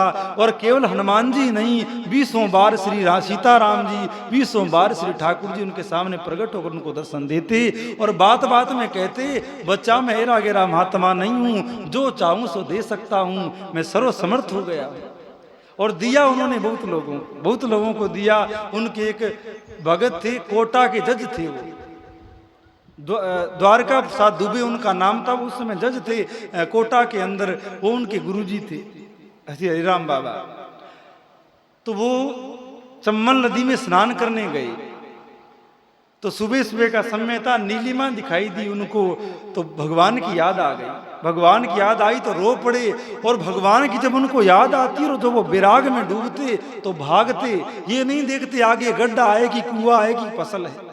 अब आप बताइए, गन्ना के खेत से कोई चलकर नहीं निकल सकता, दौड़कर निकलना बड़ी बात है। पर जब उनमें श्री कृष्ण का विरह जगता, कृष्ण से मिलने के लिए दौड़ते, तो गन्ना के खेत को भी चीरते हुए निकल जाते थे। गुरु भगवान बताते कि एक बार यात्रा में ऐसा भी हुआ। तो वो चम्बल नदी में स्नान करने गए, सुबह सुबह नीला नीला प्रकाश दिखा। आहा, मेरे रघुनाथ जी का वर्ण भी नीला है। इस प्रकार याद करके व्याकुल होकर भागे तो चम्बल नदी में पड़ गए। लोगों ने देखा बाबा जी का दंड कमल लोटा ये सब तो नदी के किनारे पड़ा है, बाबा जी कहाँ है? तो किसी ने दूर से देख लिया होगा, बोले बाबा जी नदी में गिर गए, 7 दिन हो गए बाबा जी का अता पता नहीं लगा। लोगों ने कहा भैया अब तो सामान्य आदमी तो मर ही जाता है, डूबकर मर गए होंगे, खोज करो। तो 7 दिन के बाद अपने आप उनका शरीर तैरता हुआ किनारे पर आ गया। लोगों ने कहा भैया थे तो महात्मा चले गए, क्या करें, अब इनको जला देते हैं। तो वहीं पर लकड़ लाकर उनको जलाने लगे। तो उनका जो शिष्य था श्री द्वारका प्रसाद दुबे, जो कोटा में जज था, उसको सपना हुआ कि अरे तू यहाँ पड़ा है, लोग मेरे शरीर को वहां जला रहे हैं, मैं भगवान की सेवा में आया हुआ हूं, कुछ दिन यहीं रुकूंगा, तू जल्दी से जाकर के उनको रोक और शरीर को अपने घर पे ले आ। अब ऐसा कोई कर नहीं सकता है। तुरंत वो जज थे महाराज, पूरी पहुंचती, पूरी सेना पुलिस लेकर वहां पहुंची। लोग जलाने ही वाले थे, इतने में पहुंच गए और उनको सबको हटाया। लोगों ने कहा अरे जज तेरा दिमाग खराब हो गया है, मुर्दे को घर लेके जाएगा, भले ही महात्मा है तो क्या हुआ, शरीर तो मुर्दे का ये जला देने दे। पर जज के आगे कौन ज्यादा बोलता, उस मुर्दा को अपने घर ले आए और फूलों की सेज बना करके उसके ऊपर उनके शरीर को लेटा दिया और दिन रात उनके पास बैठकर कीर्तन करता। घर वाले भी कहीं ना कहीं नाराज हुए कि महाराज ये आप क्या समझदारी वाली बात करते हैं, महाराज ने शरीर पूरा कर दिया और आप घर पे ले आए, फूलों पर लेटा दिया है। पर जो सब के लक्षण होते हैं वो उनमें एक भी घटित नहीं हुए। 1 महीने तक वो उसके ऊपर लेटे रहे जैसे कोई नींद में लेटा हो। अब मुर्दा महाराज घर में कुछ देर रख लो तो फूल जाता है, शरीर में पानी बन जाता है, सड़ जाता है, बदबू आने लगती है, पर उनका शरीर है जैसे ही पड़ा रहा। और 1 महीने बाद में सीताराम सीताराम करते हुए बैठे हो गए और बैठे होकर उस जज को बोले कि मैं बड़ा प्रसन्न हूं तेरे पर, मांग क्या चाहता है? तो जज ने कहा आपकी कृपा से मुझे सब कुछ मिला है, अब आप ही समझदार हो भैया, जो जज होगा उसको किस क्या कमी होगी? तो बोले आपकी कृपा से घर परिवार संसार धन पद प्रतिष्ठा खूब मिली है, अब मैं तो एक बात ही चाहता हूँ। तो बोले जल्दी बोल क्या चाहता है? बोले मैं चाहता हूँ जन्माष्टमी का दिन हुए और जो आज वो मंदिर है कोटा में, वो जो श्री ठाकुर जी का जो मंदिर है उसमें जन्माष्टमी का दिन हुए, 12 बजे का रात्रि का समय हो, इधर तो कीर्तन की थाली बजे और मैं कीर्तन में घुघरू बांध कर पैर में नृत्य करते हुए भगवान के धाम जाऊं, जा ऐसा ही होगा। और कई वर्षों के बाद जब उसको वृद्ध हुआ और वही घटना घटी, जन्माष्टमी का दिन था और वो जो जज था वो वहाँ 12 बजे जैसी थाली बजी, शंख बजे, कीर्तन होने लगा। तो महाराज जज होकर के देखो ये भगत कर सकता है। यहाँ तो लोग थोड़ा सा कुछ गांव वालों ने वो बाढ़ पंछी बना दिया तो उसकी ठसक कुछ अलग ही होगी, पर भगत में कोई पद का प्रभाव नहीं होता है। वो जज नित्य कीर्तन में पैर में घुघरू बांध करके श्री ठाकुर जी के सामने नृत्य करता था। और आज जैसे इधर थाली बजी है नृत्य हो ही रहा था, जैसे ही शंख बजा थाली बजी तुरंत लोगों ने देखा धड़ाम से जज का शरीर फर्श पर गिर गया है और गिरते ही प्राण पखेरु उड़ करके भगवान में समा गए। तो हनुमान जी के उपासकों की बात है, राम जी के उपासकों की बात है। अरे राम राम करते हुए, सीताराम करते हुए, हनुमान चालीसा पढ़ते हुए उन महात्मा के पास ऐसा सामर्थ्य आ सकता है, तो क्या आप लोगों की सुरक्षा भी नहीं हो सकती है? क्या आप लोगों की रक्षा भी नहीं हो सकती? अष्ट सिद्धि नवनिधि के दाता असवर दीन जानकी माता। अरे जो अष्ट सिद्धि नवनिधि देने वाले हैं, क्या तुम्हारे कोई 10 लाख 20 लाख 25 लाख का कर्जा नहीं उतार सकते? अरे जो राम जी का काज करते हैं, राम काज लगी तब तारा तुन तई भयु पर्वताकारा। जो राम जो भगवान है उनका जो काज संवारता है, क्या वो तुम्हारा काज नहीं संवारेगा? पर भैया हमारे कर्म फूटे, हमारे भावों पर पत्थर पड़े। जो भाव दुनिया में तो कर लेते हैं, जो विश्वास दुनिया में तो कर लेते हैं, पर भैया या लंगड़ा पर विश्वास नहीं करते। एक बार यहाँ पर भी कभी विश्वास करके देखना तो क्या सुरक्षा होती है, क्या मौज होती है। बीच में किसी को लेने की जरूरत नहीं है, सीधी बात सुनाई होती है, कहो सुपार सवारी की जरूरत ना है यहाँ पर। भैया आगे ये कथा कल कहेंगे, आज तो 1 घंटा विशेष कथा हो गई, पर जैसे ठाकुर जी की इच्छा। अब इसी तरह जमे बैठे रहो तो हमें क्या कर रहे हो भैया, हम तो कहते रहे। हाँ और हाँ देखिए, तो श्री राम जय जय राम का यहाँ बैठो तो कीर्तन करो, चल कर जाओ तो कीर्तन करो, और सुबह कथा में आओ तो कीर्तन करो। पर आज पुनः कह रहे हैं कि भाई व्यास के आने से पहले कथा में पधार जाया करिए। तो विशेष आनंद होता है कि देखो बेचारे कितने अच्छे श्रोता हैं जो पहले ही आ गए, इतनी इनकी तड़प है कथा की, तो और अच्छी अच्छी बातें निकलती हैं। तो सब लोग आनंद पूर्वक आया करिए। आज पंचम दिवसीय कथा तो विश्राम हो रही है, अब कुछ दिन और रहे हैं, तो जितना हो उसके समय निकाल करके शिव चरणों का आश्रय लेकर के भक्ति करिए, भजन करिए। यही जीवन की सार्थकता है, यही जीवन का मूल है। अब जो जजमान है जो आज पूजा करवाए थे स्टेज पे आ जाएं, इधर कुछ देर कीर्तन हो जाए। हाँ, और जो पूजन करवाते हैं वही स्टेज पर आए, ऐसी मर्यादा रखे। दर्शन सबको हो ही रहा है। श्री राम जय जय राम, श्री राम जय जय राम, श्री राम जय जय राम, श्री राम जय जय राम, श्री राम जय जय राम, श्री राम जय जय राम, श्री राम जय जय राम, श्री राम जय राम, श्री राम जय जय राम, श्री राम जय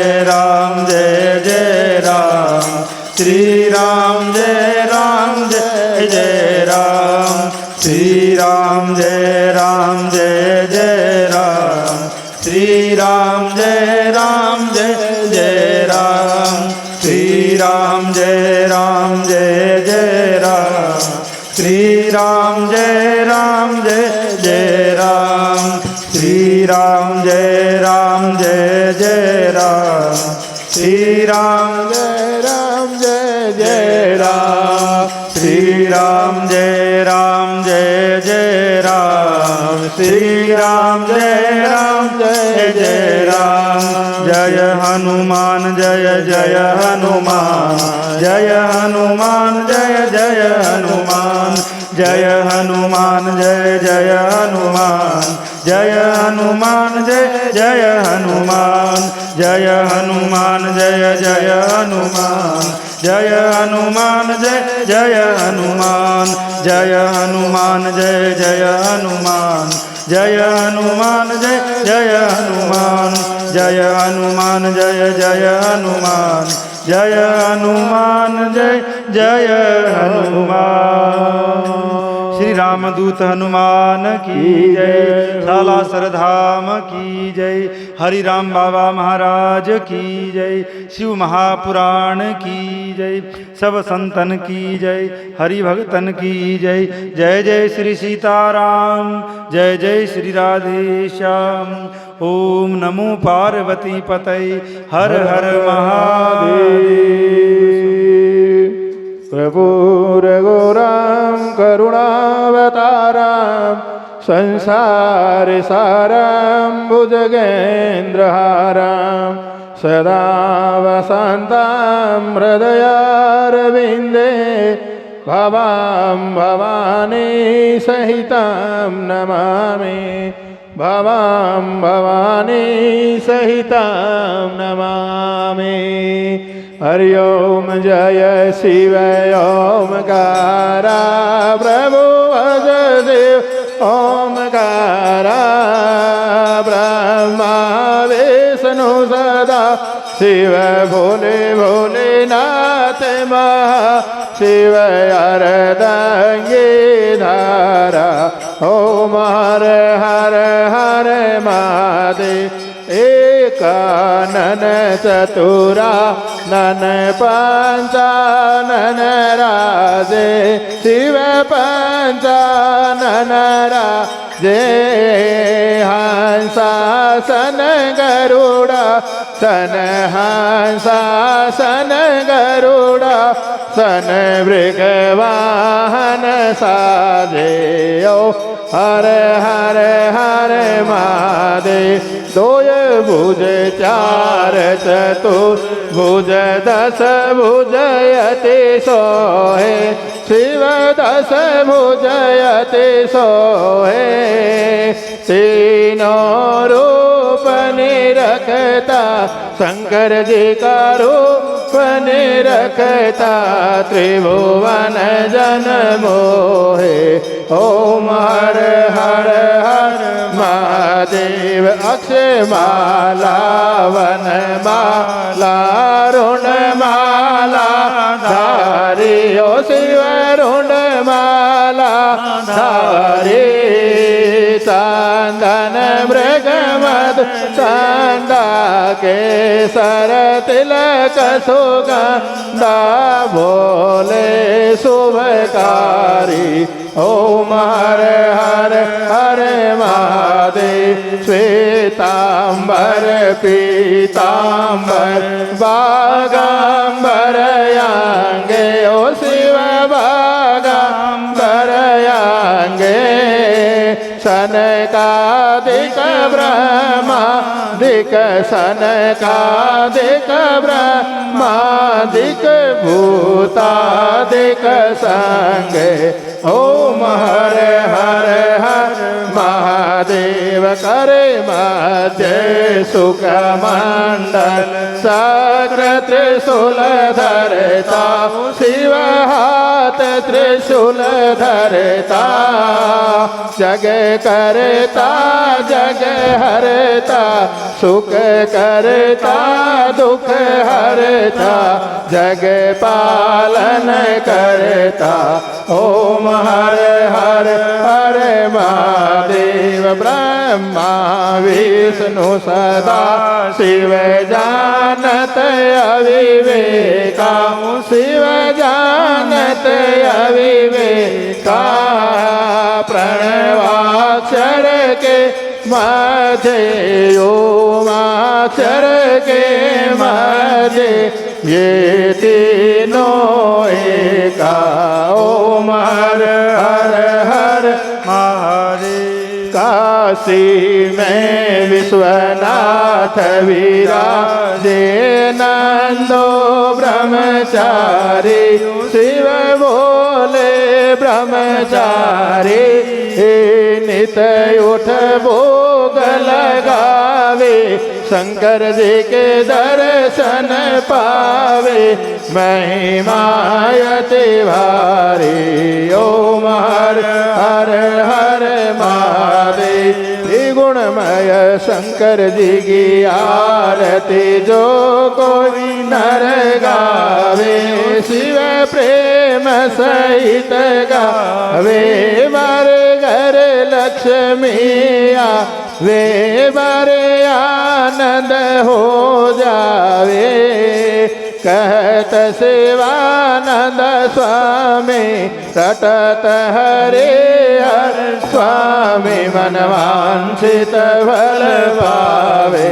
ओम हर हर हर महादेव। जय शिव ओमकारा, प्रभु भज शिव ओमकारा, मन रट शिव ओमकारा, शिव ऊपर जलधारा, शिव पीते भंग प्याला, शिव रहते मतवाला, शिव दोय पुत्र वाला, शिव तीन नेत्र वाला, शिव सुख करने वाला, हो शिव दुख हरने वाला, जटा में गंग विराजे, मस्तक में चंद्रमा विराजे, ओढ़त मृग छाला।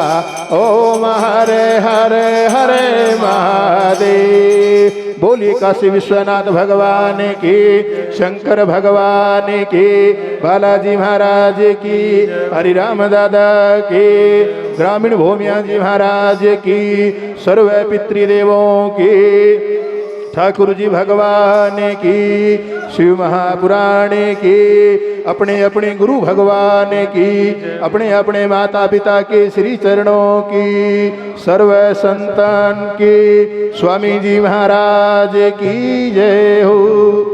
ओम शंख मध्यम सतम तोयम भ्रामितम केशवोपरे अंगलग्न मनुष्याणां सर्व पापं वपोहति।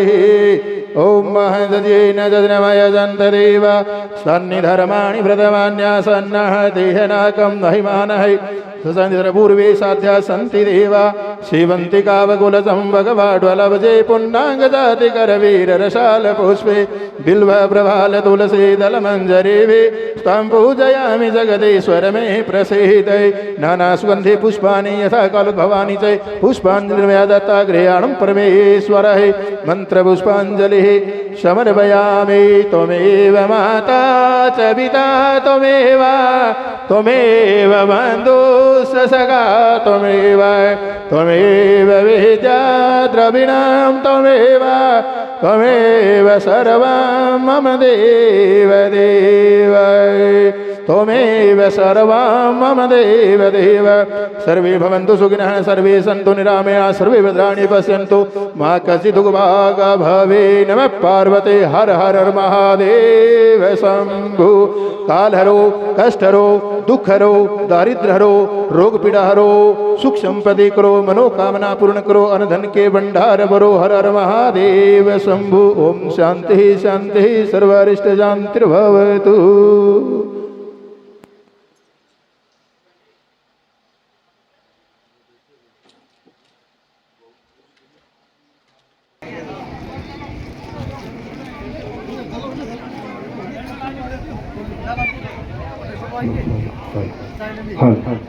माताओं से बहनों से बच्चों से निवेदन है कि हलवा की स्वामणी है, हलवे का प्रसाद लेकर वापिस पंडाल में न आए, हलवे का प्रसाद लेकर वापिस पंडाल में न आए और उधर या तो आराम से बैठकर खाएं या घर ले जाएं और सभी प्रसाद लेकर जाएं।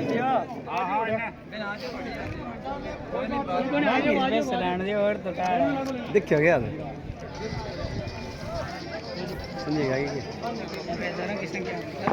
आ जाओ बेटा आ जाओ छोटी छोटी सारा आ जाओ आ जाओ लेने वाला को लेना फटाफट आ जाओ पंडाल में कोई जाना